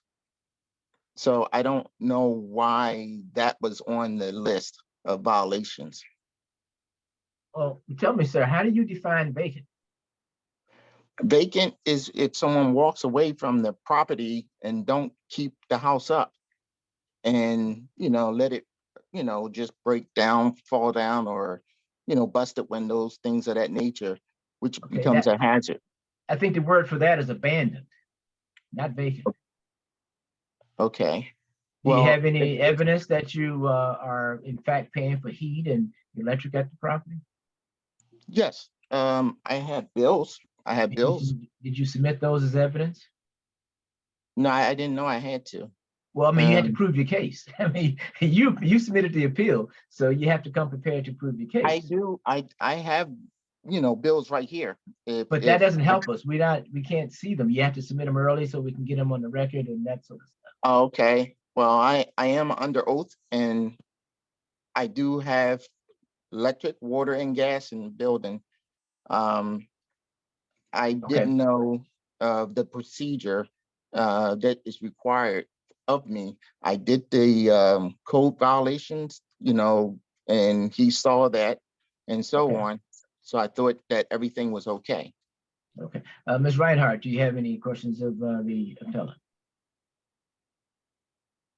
No questions. Okay, anyone else have any questions of Mr. Clark? I have one quick question, Mr. Chairman. Mr. Clark, on your appeal, your address is 618 North Moss Street. How are you connected to that address? I live at 618 Mall Street. So, and you did testify that you do not live at 1497 North 53rd Street. Is that correct? That is correct. And when you go to the property, or do you spend multiple nights in a row at the property? No, I do have a bed in there. Well, actually 2 beds in there. At one point, when my friend would come out from out of town or something like that, we may stay over there. And it is 2 beds in the house, in that house. However, I don't stay there like on a regular basis.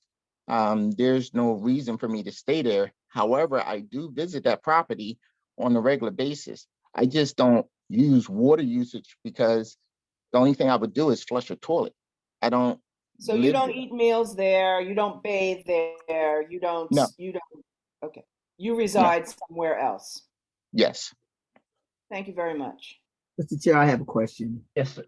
Mr. Clark, 619 North Moss Street. You said you live there or that's your property?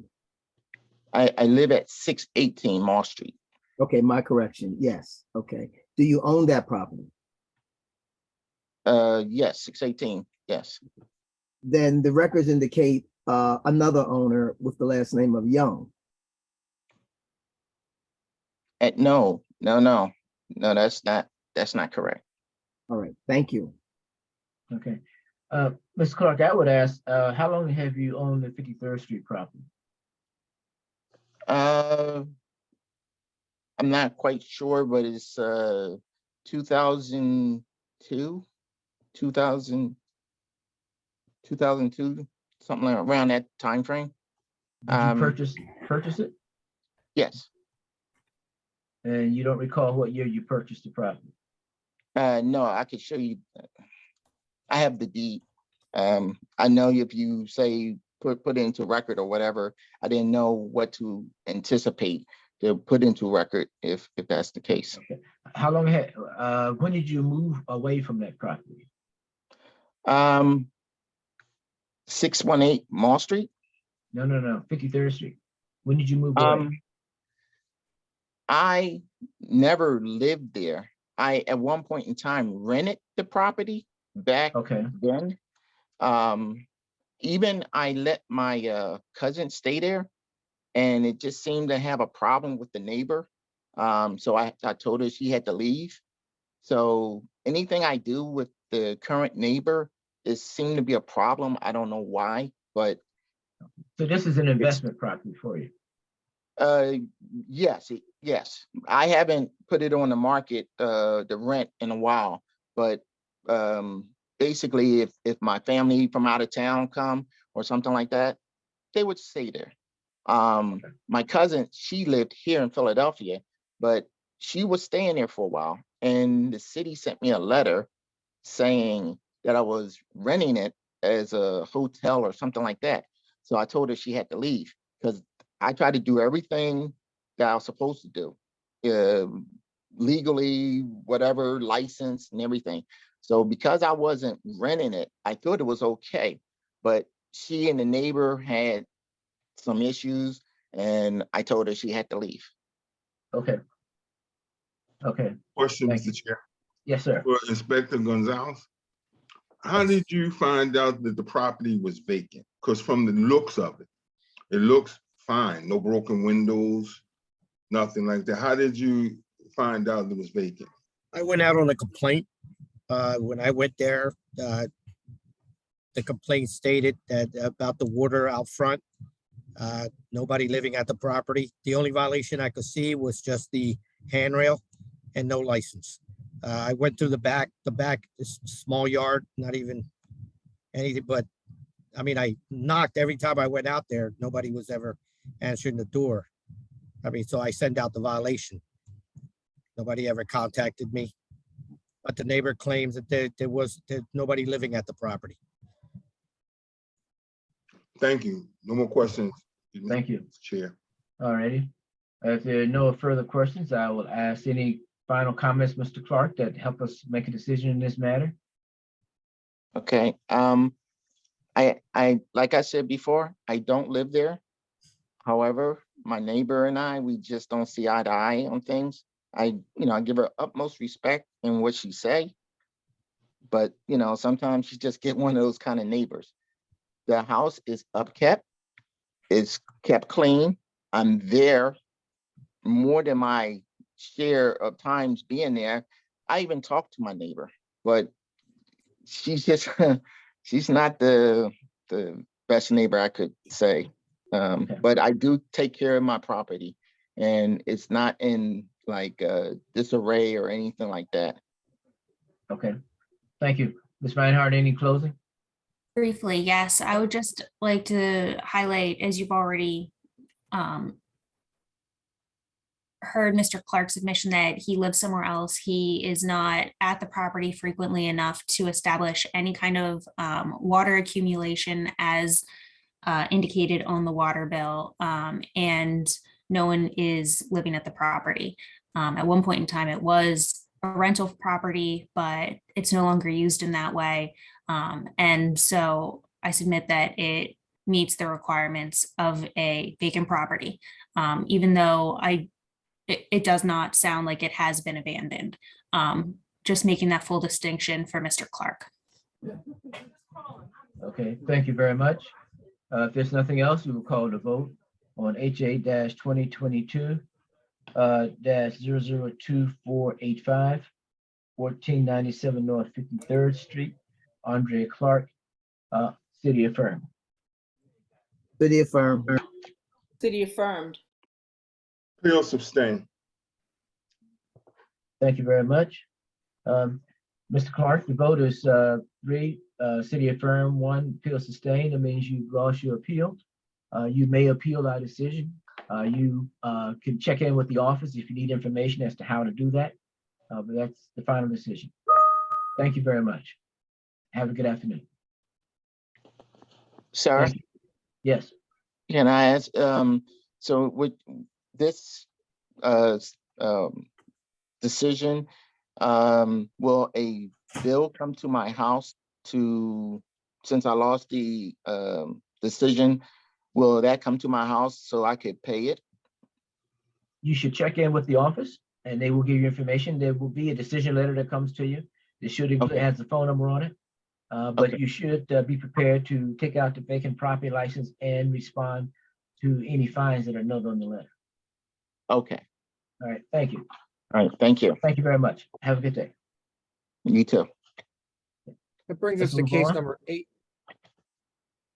Case number 8, hearing appeal number HA 2022 002499 4219 West Gerard Avenue, United Inspection Agency.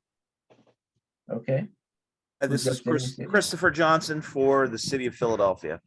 good afternoon. And who's representing the appellant? David Jaquette for the appellant. Good afternoon, Mr. Jaquette. Is the afternoon. appellant present? Yes, there's a few. We have James Dollard and I believe the owner of the company, Joseph Halferty, is also on. Okay, will they both be testifying or not, or? I don't I'm think only I'll asking have, for- yeah, Jim Dollard will be the one testifying. Okay, okay, who will be the city's witness? Your Honor, the city's witness in this case is Inspector Robert Parisi. And Okay. he's currently on, he's on mute right now. Okay, Mr. Parisi could do 2 things, take his hat off and unmute himself. Thank you. Mr. Parisi, raise your right hand. Do you swear or affirm the testimony you give today be the truth to help you God? I do. Thank you very much. And Mr. Jaquette, your witness is, I'm not sure if I see their faces. Jim Dollard, yeah, there's Jim on now. The Okay, Temple sweatshirt on. okay. Mr. Dollar, if you raise your right hand so that you may be sworn. Do you swear or affirm the testimony that you give today be the truth to help you God? Yes, I do. Thank you very much, sir. Place your hand down. Okay, Mr. Johnson, please proceed. Mr. Parisi, can you please explain to the board where you're employed? Currently employed with the city of Philadelphia for a little over 11 years now, And what is your position with the city entail? electrical inspector. And are you aware of the property at 4219 West Girard Avenue? I'm somewhat familiar. It's been a year. Did you do an inspection at that property? I did. And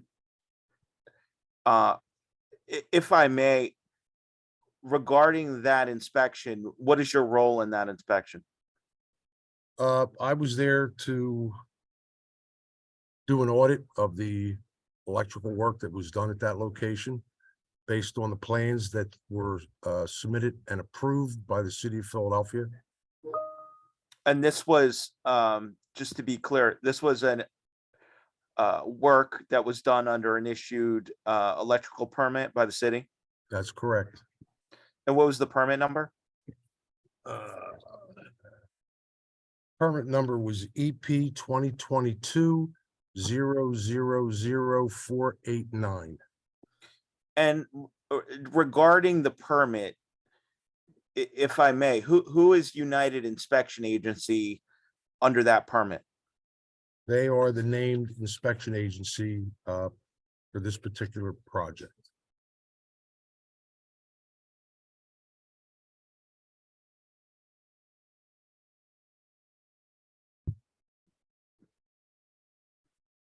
Mr. Parisi? Yes. Okay, what would their role be as the inspector on the project? Their role would go in to do a rough wire inspection. And then when the job was complete, they would go in to do a final inspection. So what are they basing their inspection on? They should be basing it on a set of plans that the engineer designed and the city approved. If it please the board, can I share my screen? Yes.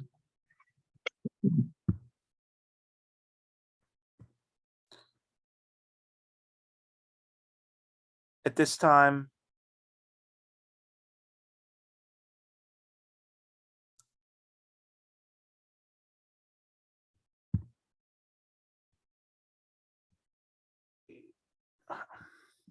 hold on.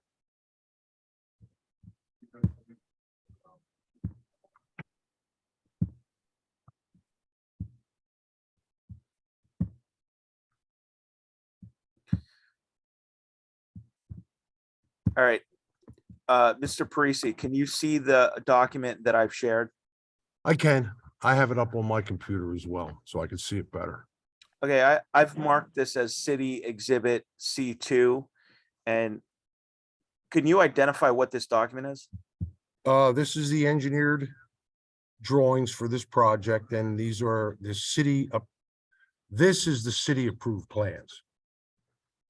And we can see on the first page of the document, is there a stamp that's visible on the lower Yeah, that's a- left-hand corner? Yes, that's the approval by the city plan examiner. And was this the approved plan under the permit that you'd referenced earlier in your testimony? They were the approved plans, correct? And so does this explain all the electrical work that would have been done under that permit?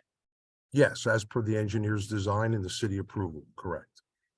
So when you went out to do your inspection, what were you looking at? Well, usually when I go out and do an inspection, my first thing that I look at is I go right for the service part. And then what? Then I would go through the property and check for arc faults, check for proper location of receptacles.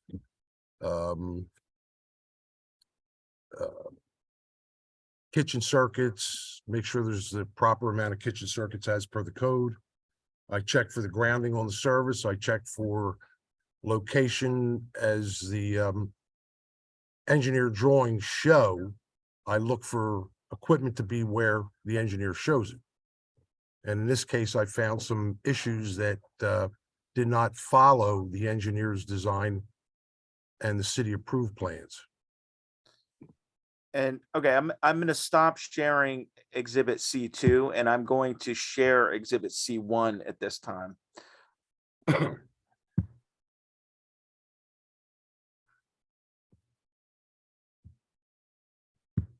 And do you recall what was the date that you did your inspection?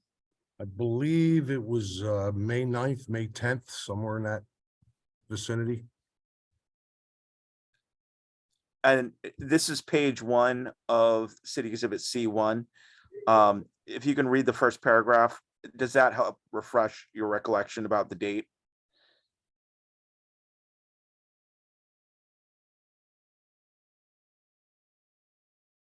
Yeah, I see that where it says on May 19th, Of what year? 2022. So what did you find when you did your inspection? I found that the 5-gang meter bank was not, Is it, Ms. Parisi, just for a moment, Mr. Johnson? Yeah. Normally you go through the report itself. Are you skipping that and going? I'm to gonna the ask him photograph? about the pictures after he finishes. Oh, it. okay. All right, just trying to understand. Yep, where you were yep. headed. Okay. All right. Please proceed, Mr. Parisi. My apologies. okay, first thing I did is I walked in the basement. I asked for the set of city approved plans. I opened them up, I reviewed them quickly.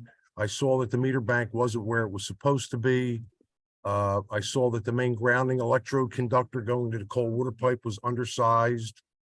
I noticed that the house panel was in the basement and not in the first floor hallway where the engineer shows it. I also noticed that the main panel for the first floor unit, the house panel, and the other sub panels up in the other units did not have a main circuit breaker in it, which was specified by the engineer. And so those were ways in which the work that you saw at that time was not in conformance with the plans that were Correct. issued under the permit. Is that right? Correct. Okay, so I'm gonna ask you about some pictures that I have Yeah. marked as exhibit C1 here at page 3. What is this photograph? Yeah, that I have to tell you to disregard that. That was actually for another address. I picked that picture up by accident. Okay. How about Okay, this this at is, page 4? yeah, this is the cold water service where the main grounding electrode conductors connected to the incoming cold water pipe, and it's clearly, the engineer spec'd out a 1/0 copper. That's clearly not a 1/0 copper. And can you explain what you're talking about, 1/0 copper? What does that mean? The conductor, see the black conductor, oh, I can't get, the black conductor that's running behind the sprinkler pipe down to the cold water pipe lower. You're talking about a wire? Yes. And is it shown in this photograph? Yep, there it is right there. The That's one coming where down. I'm Take it tracing down, right now? trace it down. That's it. Go by right there. Okay. Yeah, that's it. And what is that supposed to be? That's supposed to be a 1/0 copper conductor as per the engineer's specifications. And what is it instead? You know, I don't recall what size it was, but it's not what it was supposed to be. And where in the property is this? It's in the basement.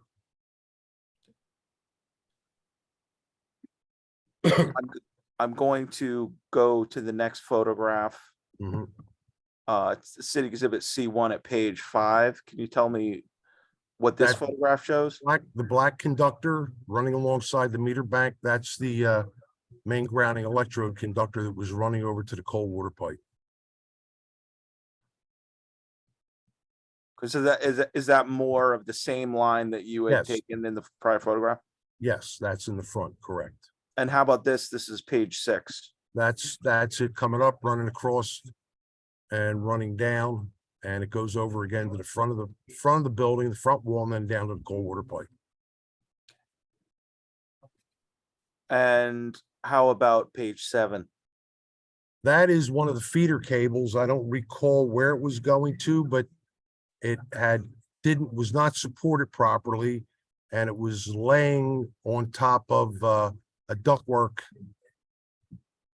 piece of metal, if you can see that piece of metal there. And is that what the plans required? No, the plans call for them to be properly supported as per the code, So the code requirement is that this would be supported, not laying on top of another. not supported- laying on top of that metal bar, correct?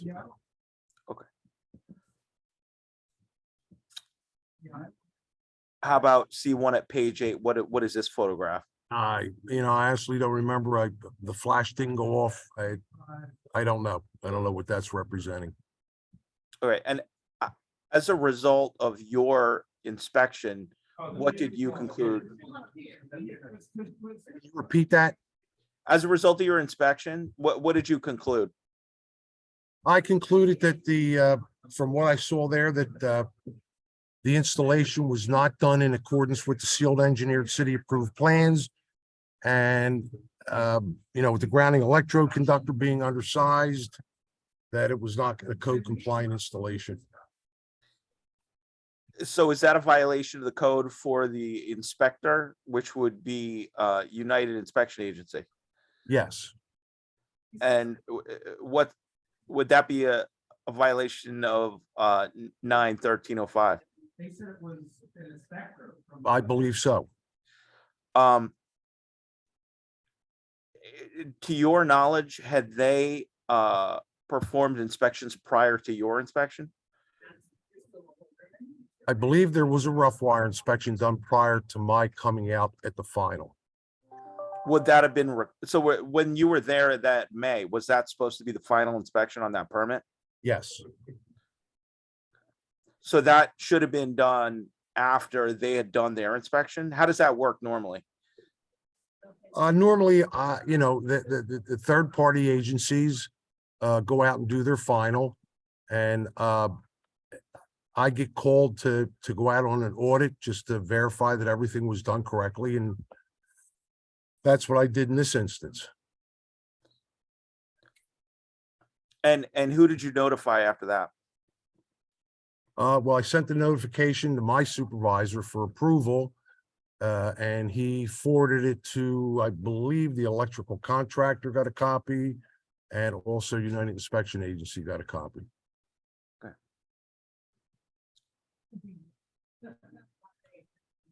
I have no further questions for the inspector at this time. I'm going to ask that exhibit C1 and C2 be admitted to the record. So noted, admitted. Mr. Jacquet, any cross-examination? Yes, I do. Mr. Parisi, all those photos that we just looked at, those were taken on your inspection on May 19th, correct? Yes. Are you aware when the rough wire inspection was performed at this property by United Inspection? I do not, because it's not recorded in our Eclipse system, so we don't know. And the If I told you, sticker was if I told you already that, removed by time. if I told you that the rough inspection was performed on April 26th, just 3 weeks before you were out there, would you have anything to dispute that? No, And you just stated that you were out there at the time of that the final inspection was to be performed, correct? You just stated that? actually, when I was there, the final inspection was already completed. Okay. Was there any documents provided by the city that said the final inspection was completed prior to that? It's in our Eclipse system that shows that it was completed and finalized by United Inspection Agency. I have the final date on this matter as October 18th, 2022, nearly 5 months later.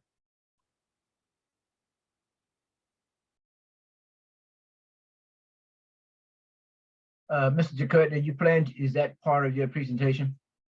To present those documents so that we can see that? I don't. Oh, If I may sorry. respond? Sure. Yes. I am looking at our Eclipse system now.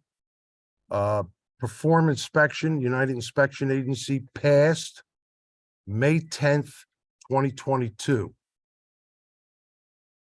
Passed. It was entered into our system October 20th, but it was passed on May 10th. Did you have any conversations on May 19th with the contractor about their interactions with United in terms of these issues that you thought were with the property? don't recall because the contractor was not on site. Do you have any knowledge as to discussions that United would have had with the contractor after the rough inspection regarding these issues that you put in the violation? I would have no way of knowing. Okay.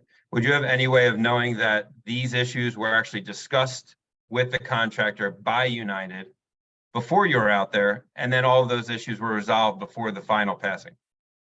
I would have no way of knowing that. Conversation took place between them. Okay. Would you have any knowledge as to, prior to the final inspection being submitted to the city, whether all these issues were actually resolved according to what needed to be done by the code? As I said, I was there May 19th, and it shows in our system that May 10th it was final. So that's all I can go by. I was there May 19th. It shows final in our system May 10th. Okay. As to the actual violation, you fill out that violation form? Yes, I did. Okay. In looking at this, it looks to me like both violations are under code 9/1305.3, correct? Oh, you're talking about that language? No, that was put in by my supervisor. Okay. How about the description of the violation? Is that you or your supervisor? The description of violation is mine if I understand what you're referring to. Sure. And I'll just read it for you. Mr. Johnson, would you mind putting back up No problem. the C1? Thank you. I appreciate it. Yeah, that's fine. Mr. Parisi, the description of the first violation says installation of electrical equipment not installed according to city approved drawings, correct? That's my language, yeah, right there. Okay. And then in the second violation, under the same code, it states that the approval of non-compliant electrical work that does not comply with city approved drawings, correct? Correct. Are those not the same thing? Meaning, are these two violations when really it's an allegation of It's one violation? Correct. I'm sorry, we were talking over each other. Just so the record's sorry. clear, could you answer that again? Yeah, that's one violation. Okay, so there really shouldn't be two violations here.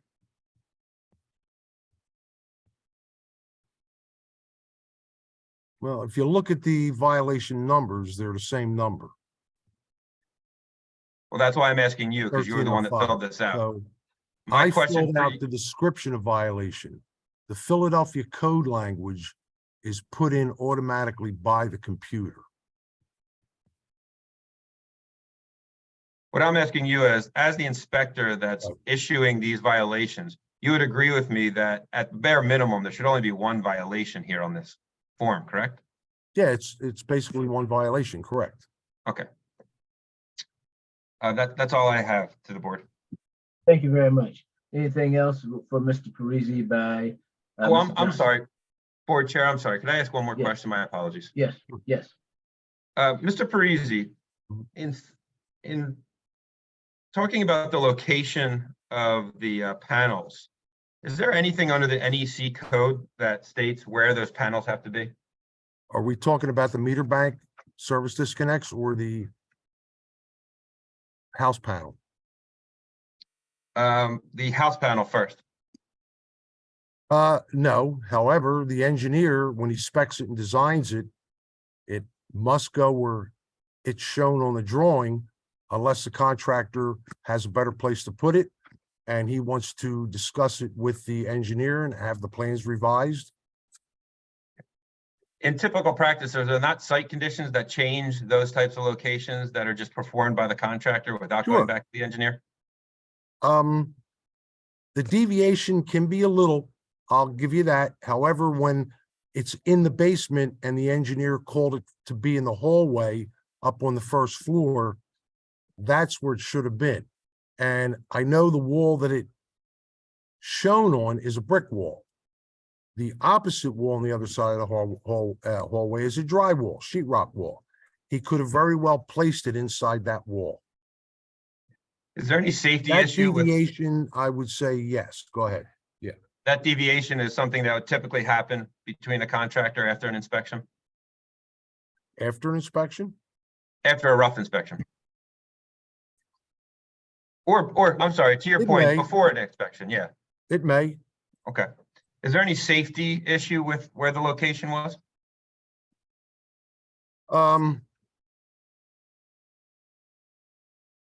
The tenants are supposed to have access to overcurrent protection. So with that house panel being down in the basement where the tenants had no access to, if the hallway lights, if somebody, whoever occupied that first floor and basement, if they were to go down in that basement and shut off the hallway lights or the exit or emergency lights, the tenants would have no way of turning them back on. So in that regard, it could be a safety issue. Okay, are you aware that after the rough inspection, United advised the contractor that the tenants did need access to the basement and a door was put in there? I am not aware of that. So as we sit here today, you're not aware that they all have access to the basement panels through a door to the basement? No, unfortunately, when the violation's written and there's communication between the third party and the contractor, they're also supposed to include the city so that we know what's going on. And that conversation, I was never contacted by the inspector or the contractor to let me know what was or wasn't corrected. In your Eclipse system there, if you could, for the board, inspection number 2022-000489-001, I'm looking at the completed date on here is October 21st, 2022. Right. So that's when the final inspection was completed, correct? That's when it was entered into our system, correct? Okay. And where are you getting that a final inspection was actually performed in May of 2022? I don't see that anywhere on your Eclipse system. Well, it doesn't. It says scheduled start date. Okay. So when you represented to the board before that the Eclipse said it was done on May 10th, the Eclipse system doesn't actually say that, correct? No, however, there was a sticker on the gear on the meter bank that Yeah. showed a date. Yeah, That's- unfortunately, I didn't get a picture of that. And that was the rough inspection that had been performed No, already, correct? rough inspection stickers go in the window, not on the main service equipment. Okay, but you don't have a photo showing that No, I the do the not. sticker? No, I do not. So just for clarification for the board, the Eclipse system actually does show that the final inspection was completed October 21st, correct? That's the date it was entered into our system, yes. Okay, and that's 5 months after you posted these violations in between the rough inspection they did and the final inspection they did.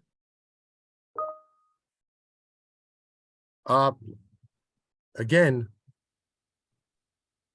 final was done when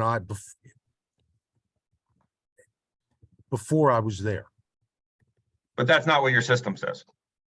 Well, I don't make the entries, so I can't answer to that. Was there any trigger for you to go out to this property? Any complaint or any call? I believe I was called out by a building inspector, but again, it's been a year almost and I don't recall.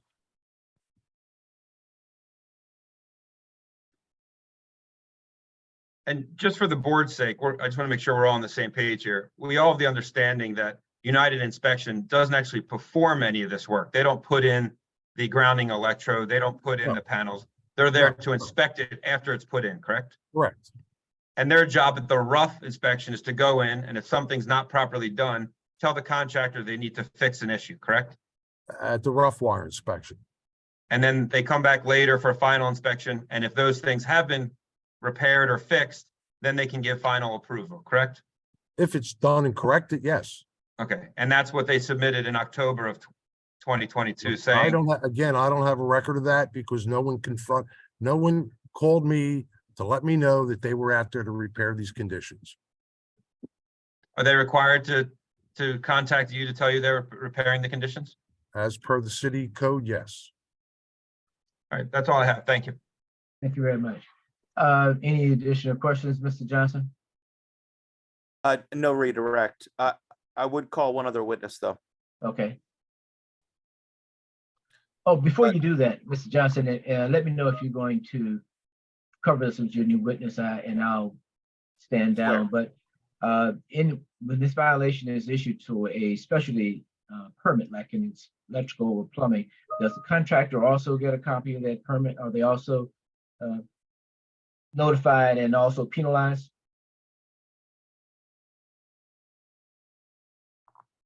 Mr. Parisi, Oh.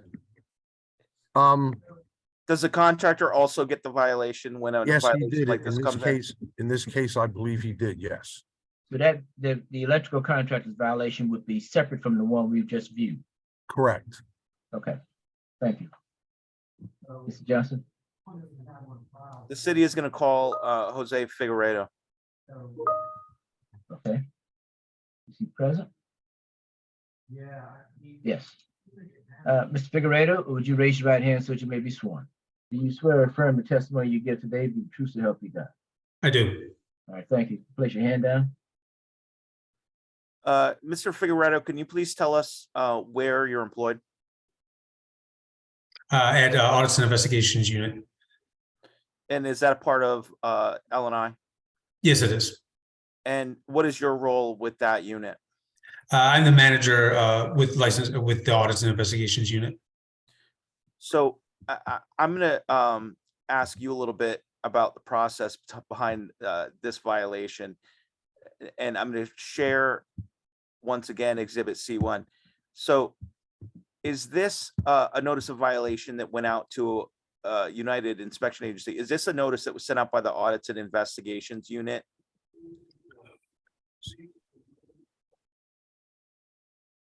Yes, it is.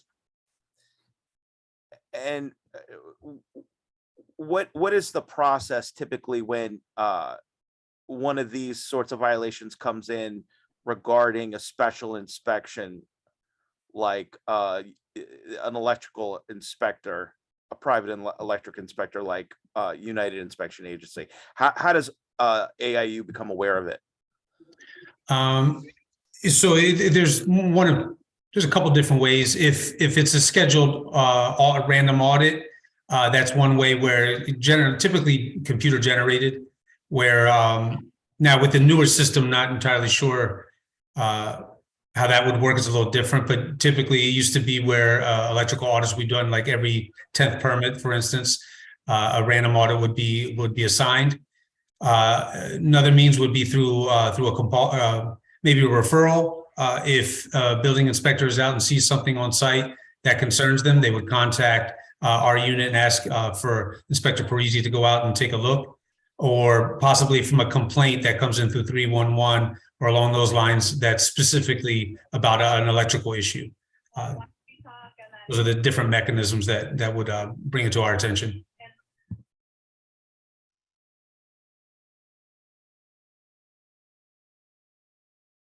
So here, if it's the case that there's a problem with an inspection, is this something that the department will always cite the inspection company like United for? No, typically if there's a case about an issue with the electrical work itself, primarily there'll be a case written with violations assigned to the electrical contractor. The only time where by code where normally it would come back and fall on the third party agency would be if there was work that was inspected that was either not according to plan or against code and approved. So this was an example of a case where it was not according to the plan and it had been approved by the inspector. Exactly. You're right. Correct. I have nothing further. Okay, thank you. Mr. Jaquette, do you have any cross? Yes, briefly, thank you. Mr. Figueroa, you've heard me asking questions to Mr. Parisi as to the date of the final inspection, correct? Yes.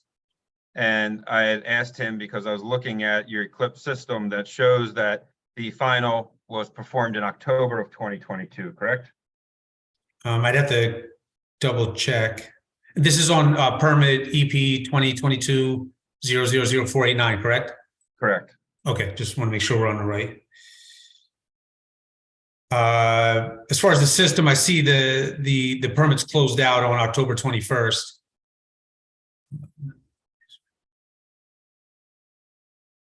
It has schedule, it says for final request inspection, scheduled start date May 10th, 2022. And then date completed April 25th, 2022, and it says final electrical inspection. So those are the dates I see associated with the final inspection in our system. The permit's closed out October 21st. It's showing a final inspection scheduled on May 10th, 2022, and it says completed April 25th, 2022. Okay. So scheduling something does not mean it took place that day, correct? No, not necessarily. And the fact that it wasn't completed date until October 22, to me, that would mean that it actually didn't, a final wouldn't have taken place in May and submitted in October, correct? I'd have to double check.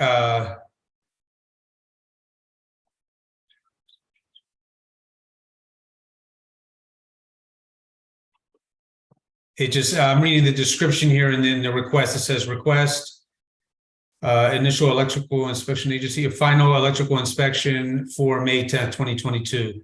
It's showing is completed April 25th. I don't know, somewhere between May 10th and April 25th, the final inspection was done. Yeah, I other than that, I can't really speak to when. Yeah, that's what's in the system. Is it in the system, or is it part of your unit or LNI in general, I guess, that the third-party inspection company has to make you aware of the specific date that a final is being performed? I'd have to double check the code about a specific date. What I do recall is that any like deficiencies with the system that's encountered, that is supposed to be, the department's supposed to be notified of those.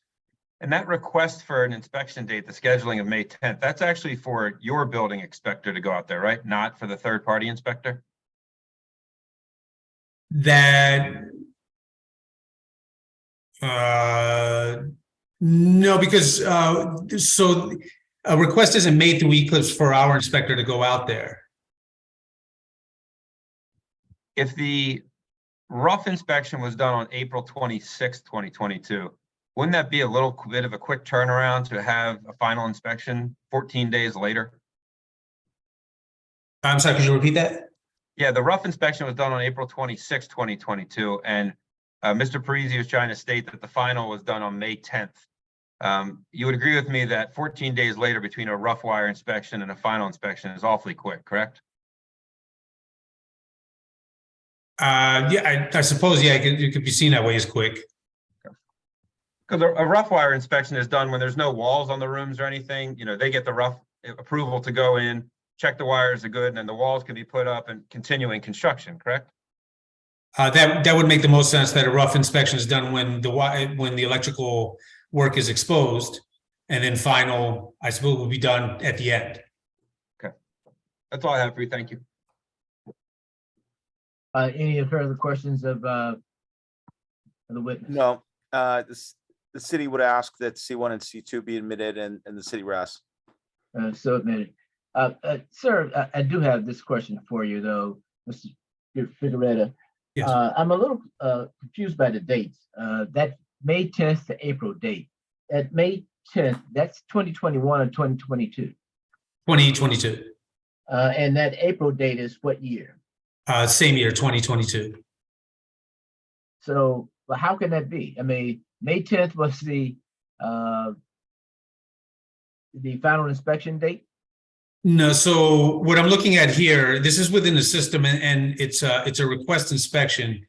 It says May 10th, 2022 is it says scheduled start date, which is, I believe is just based on when it was requested by the user.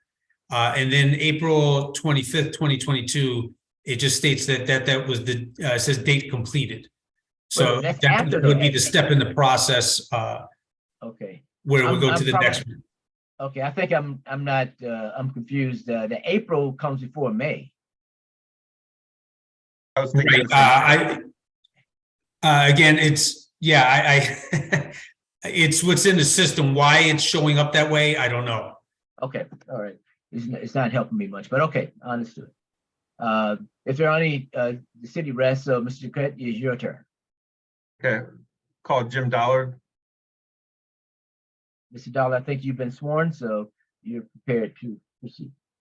Thank you, sir. And I would like to thank everybody that takes part today in these hearings. They're very important. This is actually a very simple situation here. I think there was some confusion on the part of the city.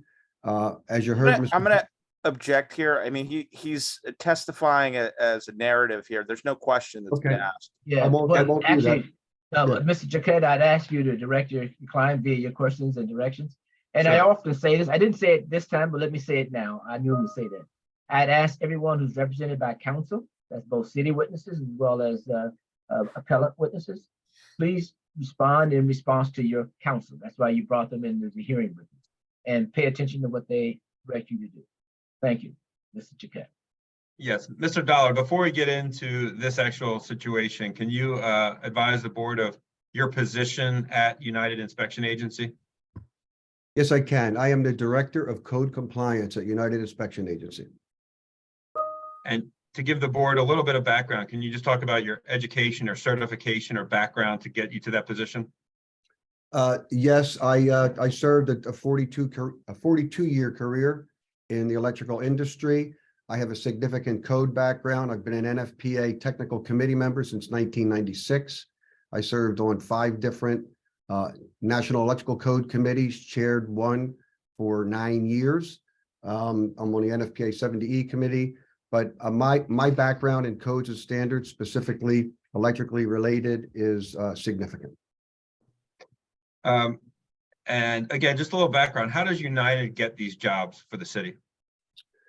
How do we get assigned to these jobs? The owner or the owner's representative names us on a permit, and at that point, we become the third-party electrical inspection agency.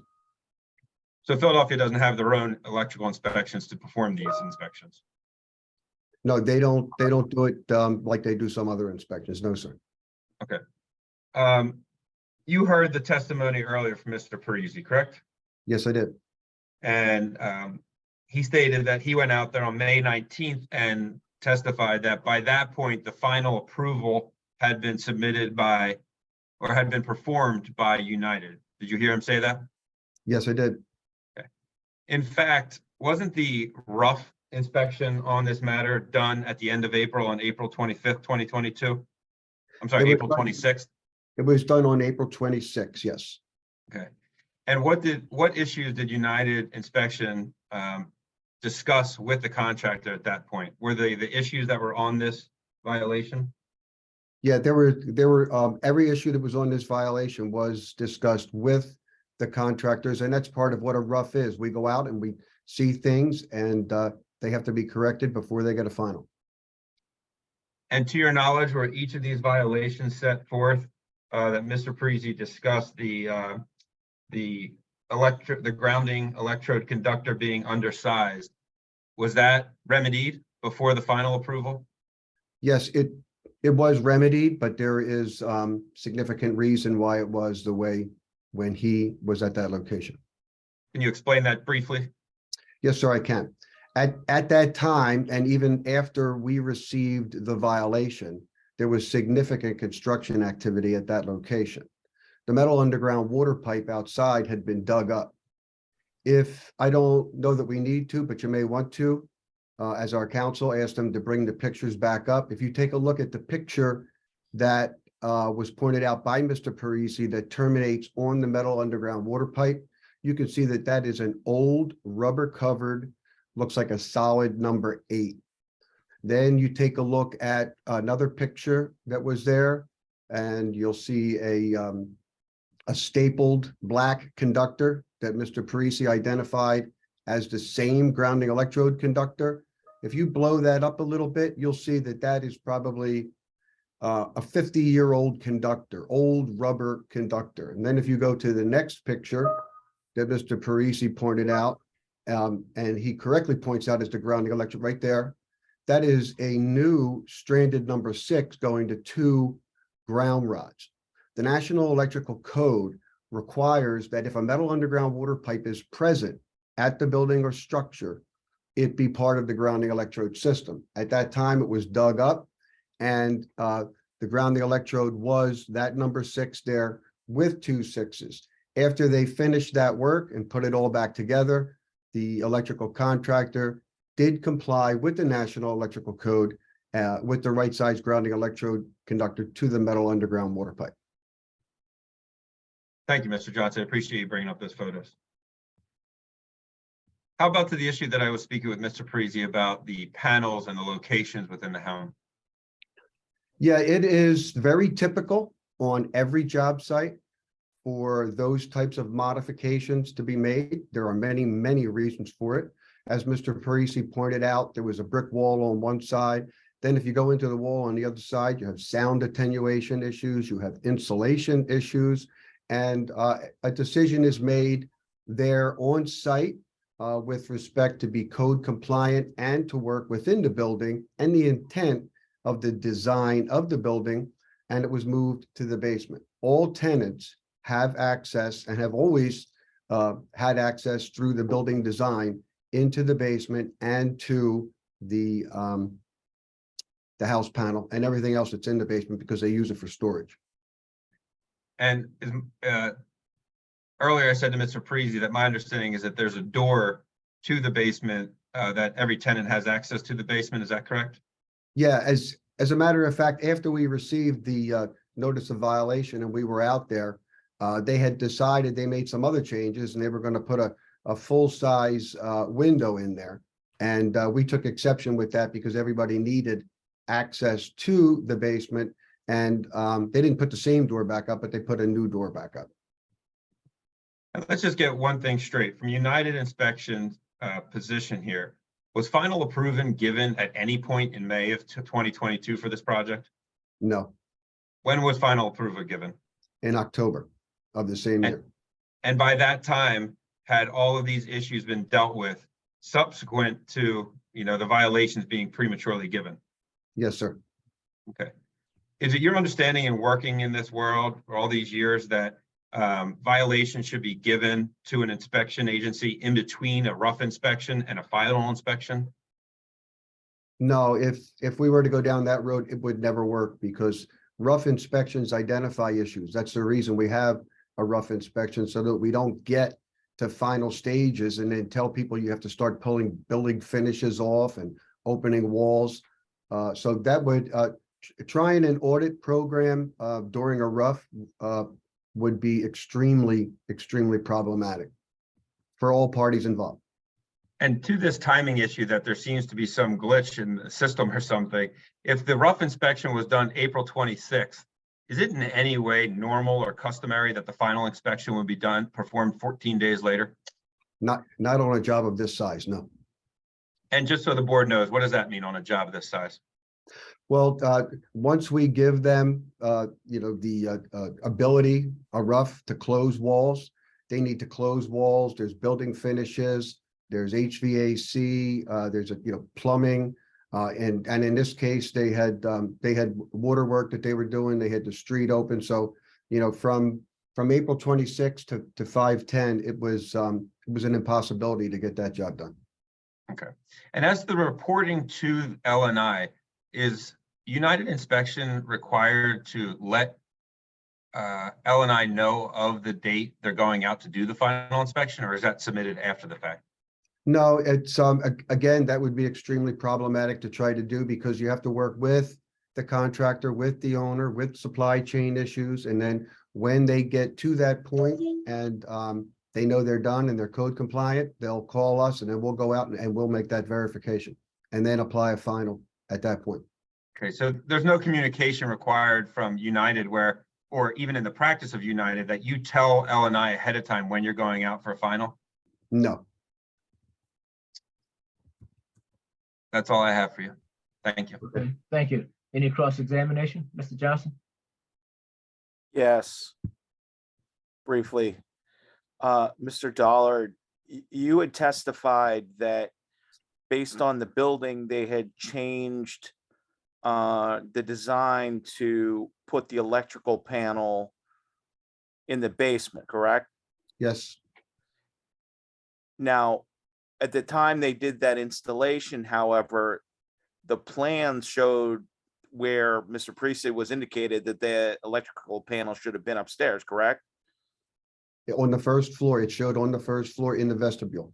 Right. And so, and they never went back and got the electrical permit plans amended, did they? I'm unaware if they did. I have nothing further. Okay, thank you. Any additional questions for the witness? No, I don't have any. Okay, Yeah, I have thank you. a question for Mr. Yes, Dollar. please. Yes. Kind of piggybacking off the last question regarding going back and getting approval. Did they, not just getting the approval for the change of the system service, but did they also inform the plans examiner of the change in order to revise the plans, the approved plans, so that they indicate where the service panel box was now located in the basement? The service equipment for all of that, all of those panel boards is always located in the basement. There, you know, what you have is you've got that 5-gang meter housing, and then in the basement, you've got circuit breaker enclosures. That's your service equipment there. So the service equipment for all occupants was already in the basement. That's done. And then you've got feeders going to each panel board. So if I'm correct, and correct me, I'm not an expert in this field, but Mr. Parisi testified that the plans read that those panel boxes were located on the first floor, Mr. Dollar? On the first, yeah, the house panel was located on the first floor. Yes. And then it was changed on site to the basement? Yes, sir. And was the plans engineer notified so that they can make the revisions on the plans to be within the department on record? I'm unaware. I'll have to check. I'll have to look. Is that a standard procedure so that the city has a record of the change and the location, so that in the event anything going forward and the insurance agencies for et cetera go to the municipality, those records and plans would indicate where they exactly are? Again, I would have to go back and look to see if that was done. I don't know. I'll have to try to get into the Eclipse system and take a look at the drawings that are there now. So do you know if anyone from United informed the plans department of the necessary change for revision on those plans? I don't know that occurred. I do know that we discussed that with the contractor on site. All right, thank you, sir. Yes. Mr. Dollar, you referenced the size of the project. What is the size of this project? It's not really that big. It's a 4-unit project with the house panel. But you know, to try to say that in a span of just over or actually in a 2-week span, you could go from a rough to a final, it's just impossible. It's impossible to get all those trades in and out of there and get everything done and have it done in a neat and workmanlike manner. Is that a new construction or renovation? It was a renovation, which actually takes a little bit longer. Believe it, newer construction actually goes in quicker. Okay, so it was a 4-unit renovation. Do you have any, and I guess I'll maybe ask you to direct this to your counsel, sir. Did you plan to submit any photographs of any work that was inspected by United? The final inspection or anything? Indicating that aware. things that were in violation were actually corrected and changed? I'm not aware of them being in possession of those photos. Okay. All right, any additional questions from anyone? I have one quick question. Mr. Dollar, were you the inspector that was conducting the inspections of the installation at this location? No, I was not. So your testimony is based primarily on your review of records, is that correct? Yes, I was involved immediately after receiving the violation. So the work was ongoing and was able to see exactly what was on the violation, the status of the job, and I testified to that here today. So you went out to the site once the violation notice was received. Did you do any subsequent inspections? I did not. United did, but I Well, personally. yes, but I'm asking you specifically, if you have personal knowledge, having done any inspections of the site subsequent to that one visit when the notice was received. No. Thank you very much. Okay, Mr. Dollar, do you have any way of confirming the date of final inspection by your company? I have my documentation here, which was printed from Eclipse this morning. Let me just find it. I've got a couple of things, couple of moving pieces here. It shows this here from the Well, city. I can't see that, but if you just read it to us. I can't see it. Okay, Just read it this to us. is, this shows the bottom, because this is where you get the declaration and signature of the final. And Yes. it says electrical inspector signature. This would be Chris Gabriel, and the date is 10/18/22. And that's the date that he signed it and submitted it to Eclipse. Yeah, and this is the city's document, and then I believe that this got put into the system on, a couple of days later, I think the 22nd. Okay, all right. Thank you. Anyone else have any questions? Okay, I do need, again, in this instance, I do need to confer with my colleagues for about 2 minutes. It's 4:25, 4:30, we'll come back and put the vote on the record.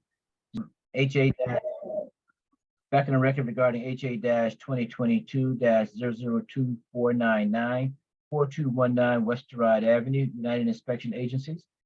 Is there no additional argument from Mr. Jaquette or Mr. Johnson? If not, we will call the vote. I don't see anyone making any raising hands or indicating otherwise. Okay. Could I just say a few sentences? Yes. Okay, sorry. I think that our position is clear that this was done between the rough and the final, and that the system shows the city's documents that the final was performed later with everything had been performed. And at a very bare minimum, although I think all the violations should be dismissed, Mr. Parisi's own testimony was that this really is only one violation, not two as submitted on the form. So at the very most, there would be one violation for a fine, not two. Thank you. Could I just add something? Yes, please. I think it's clear if you read the code in section 9/1305 that approving work that does deviate from the approved plans is a violation. And I would leave it to the board whether it should be one or two violations. Before I get to call the final vote, Mr. Johnson, I do have this clarification required. Does that populate two violations, or does it called out specifically by the inspector as two violations?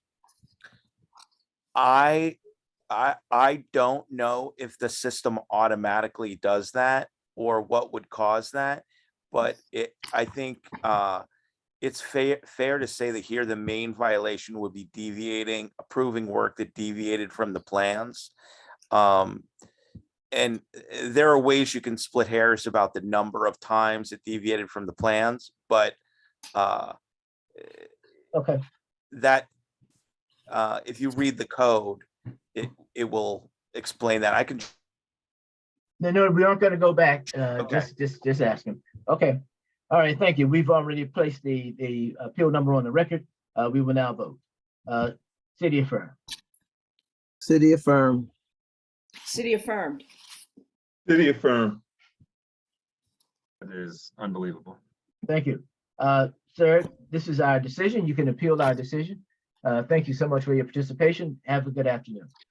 How can you give a violation before a final approval date? Sir, we've argued and we voted. No further discussion is required. It just doesn't make any sense. We move on to the next matter. Thank you so much. Have a good afternoon. Thanks for the waste of time. Chair, I'd like to bring one case that was resolved in the interim. Yes. Case number 13, hearing appeal number HA 2022-00 2585 1325 West Roosevelt Boulevard. Edwin Masali. Mr. Masali was having problems with the Zoom.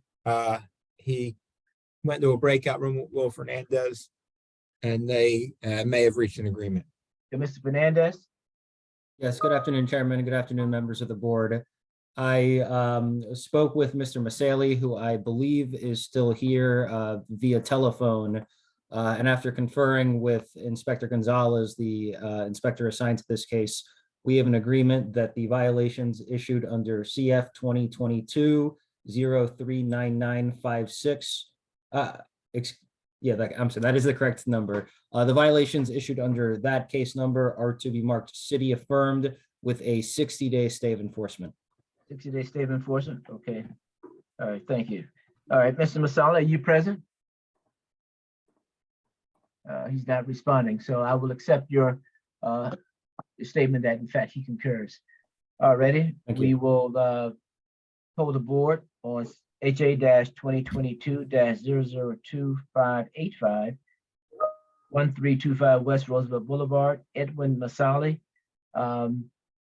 Per the agreement between the parties, city affirm a 60-day stay of enforcement.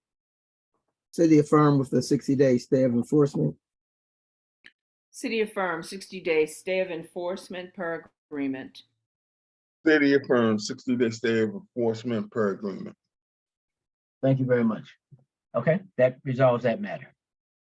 Okay, Mr. Wade, what's our next case?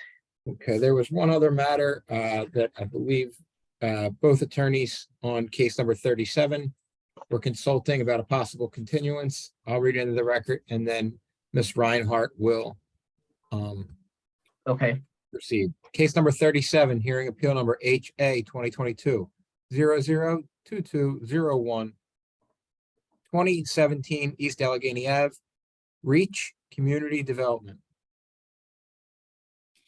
Okay, Good Ms. afternoon, Reinhardt? board. Good afternoon, board. Counsel for Appellant Steve Bottolari is also here as well. We are making a joint continuance request in order to resolve the matter that is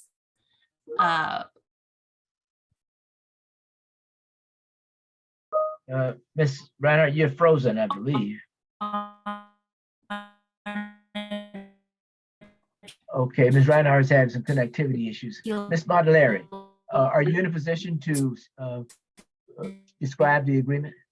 Yes, Chairman. I've discussed with Ms. Reinhardt via email and 2 phone calls this afternoon, a joint request for a continuance to August 1st, 2022. There is another issue we have to resolve, as well as the matters presented in the appeal today. And that is why we're requesting the August 1st date at the discretion of the board. Okay. So we'll. Excuse me, Mr. Chair, Mr. Chair, just want to make sure that the date that he just stated was correct. August the 1st, not 2022. Oh, I'm sorry. 2023. 2023, that is correct, sir. And I apologize for that error to the board. Okay, thank you. If I may, Ms. Reinhardt I think she's back. Go ahead. I apologize. I do trust Mr. Bottolari to have represented the joint agreement accurately. Okay, thank you. So we will, as requested, continue this to at least August 2023. Okay, thank you. It's a continued matter. Thank you. May we be excused? Yes, please. You excuse. All right, that brings us back to case number 12. I just want to remind any of the attorneys that if they did want to meet with someone in a breakout room, they can just message me in the chat and I can assign that if there was any appellant that they would like to speak with. So that brings us to case 12. Hearing appeal number HA 2022-002571, 7004 Grays Avenue, Wanda, Let me mute this. I'm on the board. GBEMUDU. Good afternoon, board members. This is Michael Rulo on behalf of the city of Philadelphia. Good afternoon, Mr. Rulo. You have an inspector as a witness today? Yes, Inspector Sean Howard is here, but as an initial matter, I do not believe that the appellant is on the line. Okay. Service was made. Service is made, okay. This case is regarding 7004 Grays Avenue. That's 7004 Grays Avenue, Wanda Gimbudu. Gbemudu, Gbemudu. Wanda Gbemudu. Is that person present? Anyone associated or attached to that address present? 7004 Grays Avenue. Okay, Mr. Rulo, what is your pleasure? I would request a city affirm failure to appear. Okay, thank you. At the moment, let's see, Ms. Penn, would you give me a time, please? The time is 4:42. 4:42.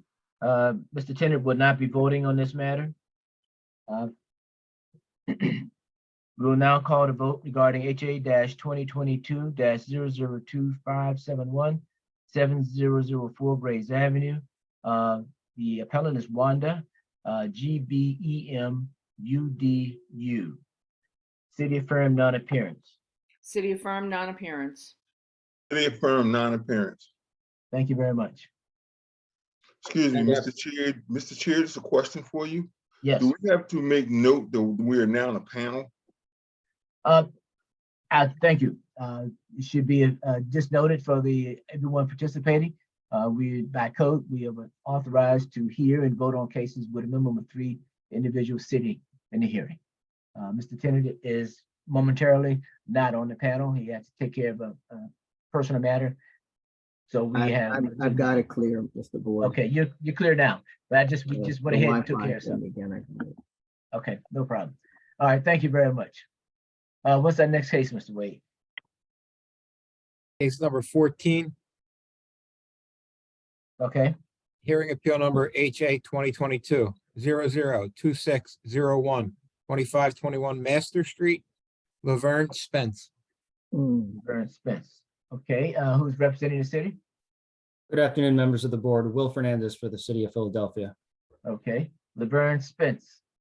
Laverne Spence. Anyone representing 2521 Master Street? Okay, was there service, Mr. Wade? Miss Spence is on the line, Oh, she is? but I No one is believe she's speaking up. having, she's on a phone. I just Okay. saw her icon go from muted to not muted, but I haven't heard. Miss anything. Spence,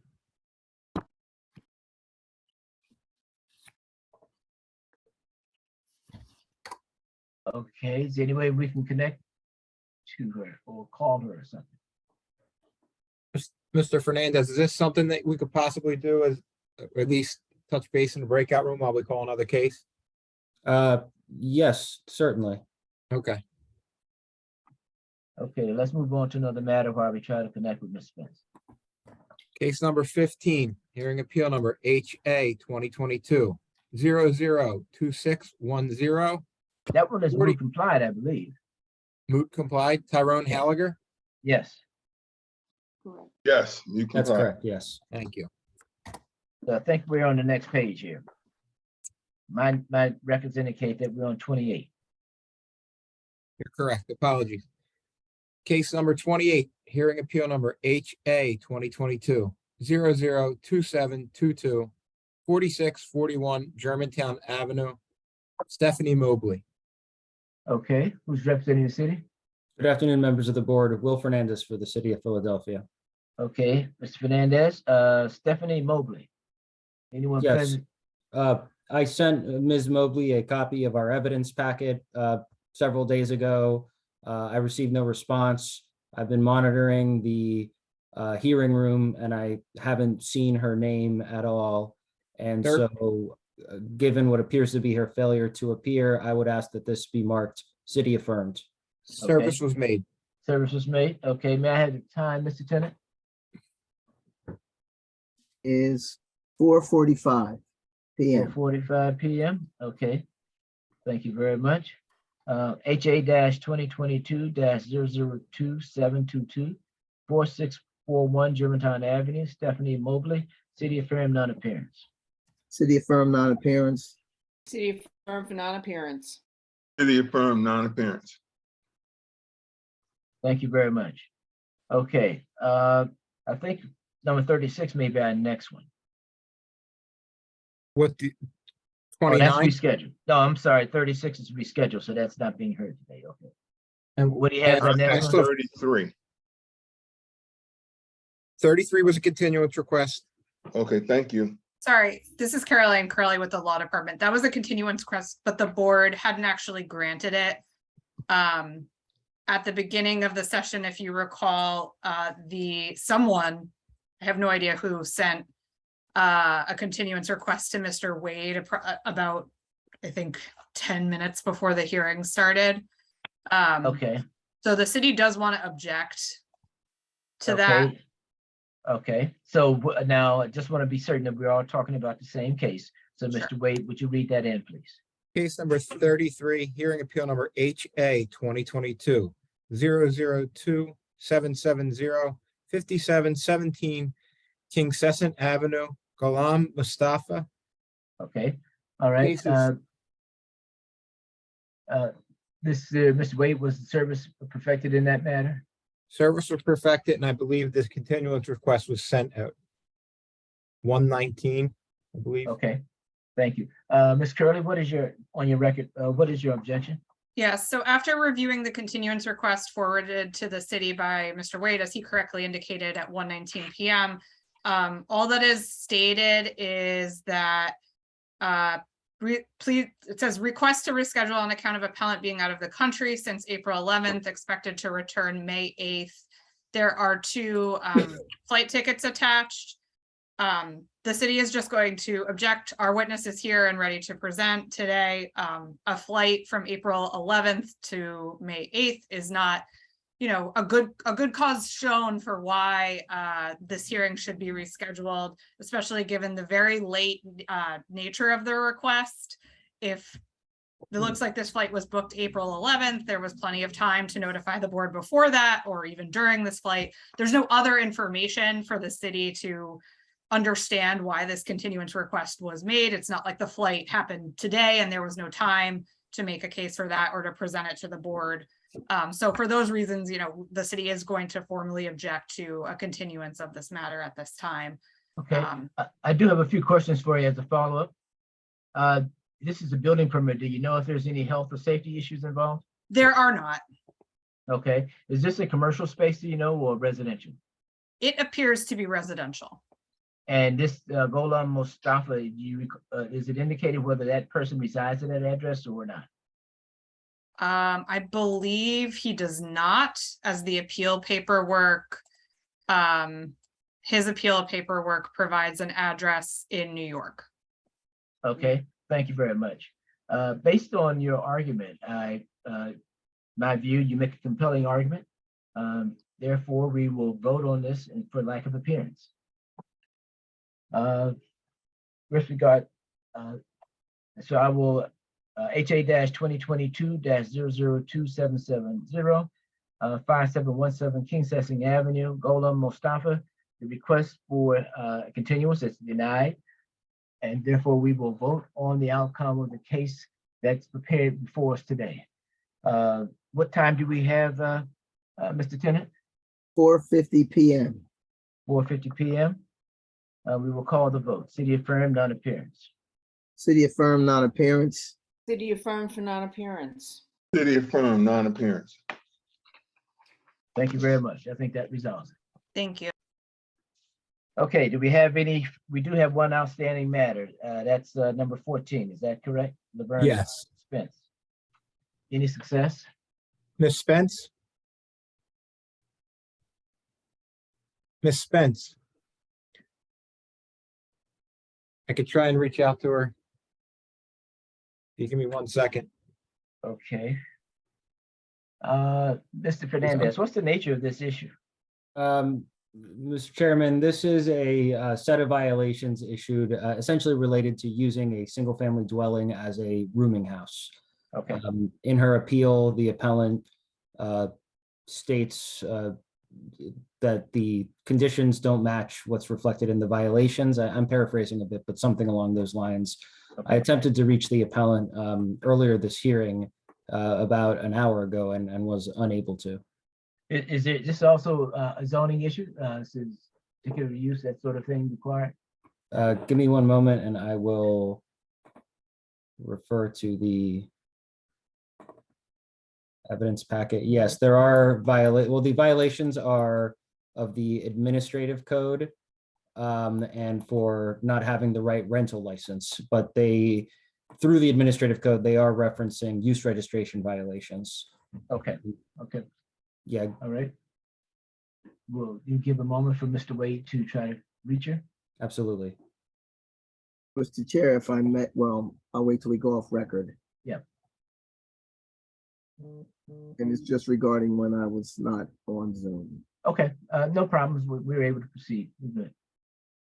And I will say, given the bizarre circumstances where Ms. Spence clearly is attempting to attend the hearing and yet isn't responsive, I wouldn't oppose continuing this to another date. Okay, we'll see what Mr. Wade can share with us in a moment. But no cease operation was issued, correct? No, just there was, I'm sorry. Let me take a moment.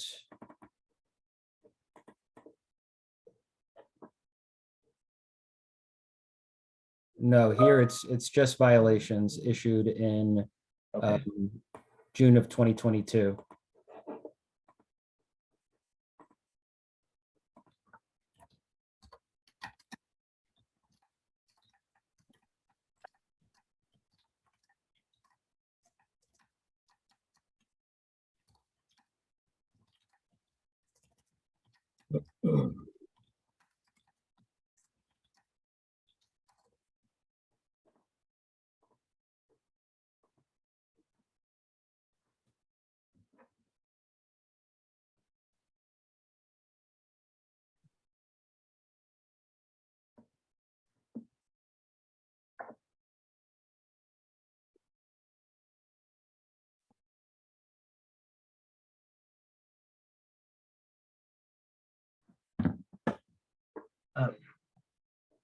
Mr. Wade, have you been able to make contact with her? I'm making contact with her right now. She's having problems with the mic on her computer. Okay, let's do this.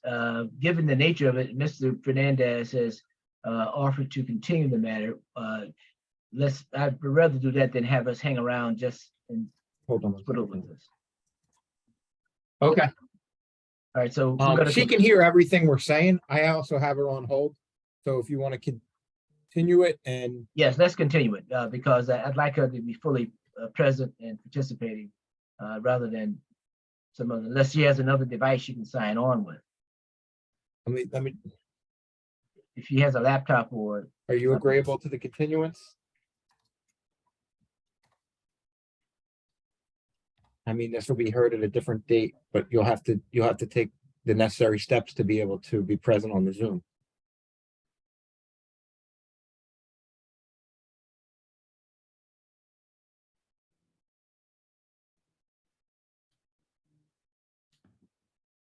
And also the ability to see you as well.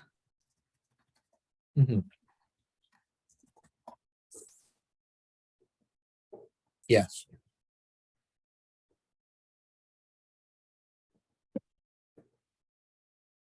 Okay, you can also reach out to your local council person. There are people that will help you. Okay. You'll receive it in the mail. Okay, good. All right. Good luck. Okay, so we'll continue this matter.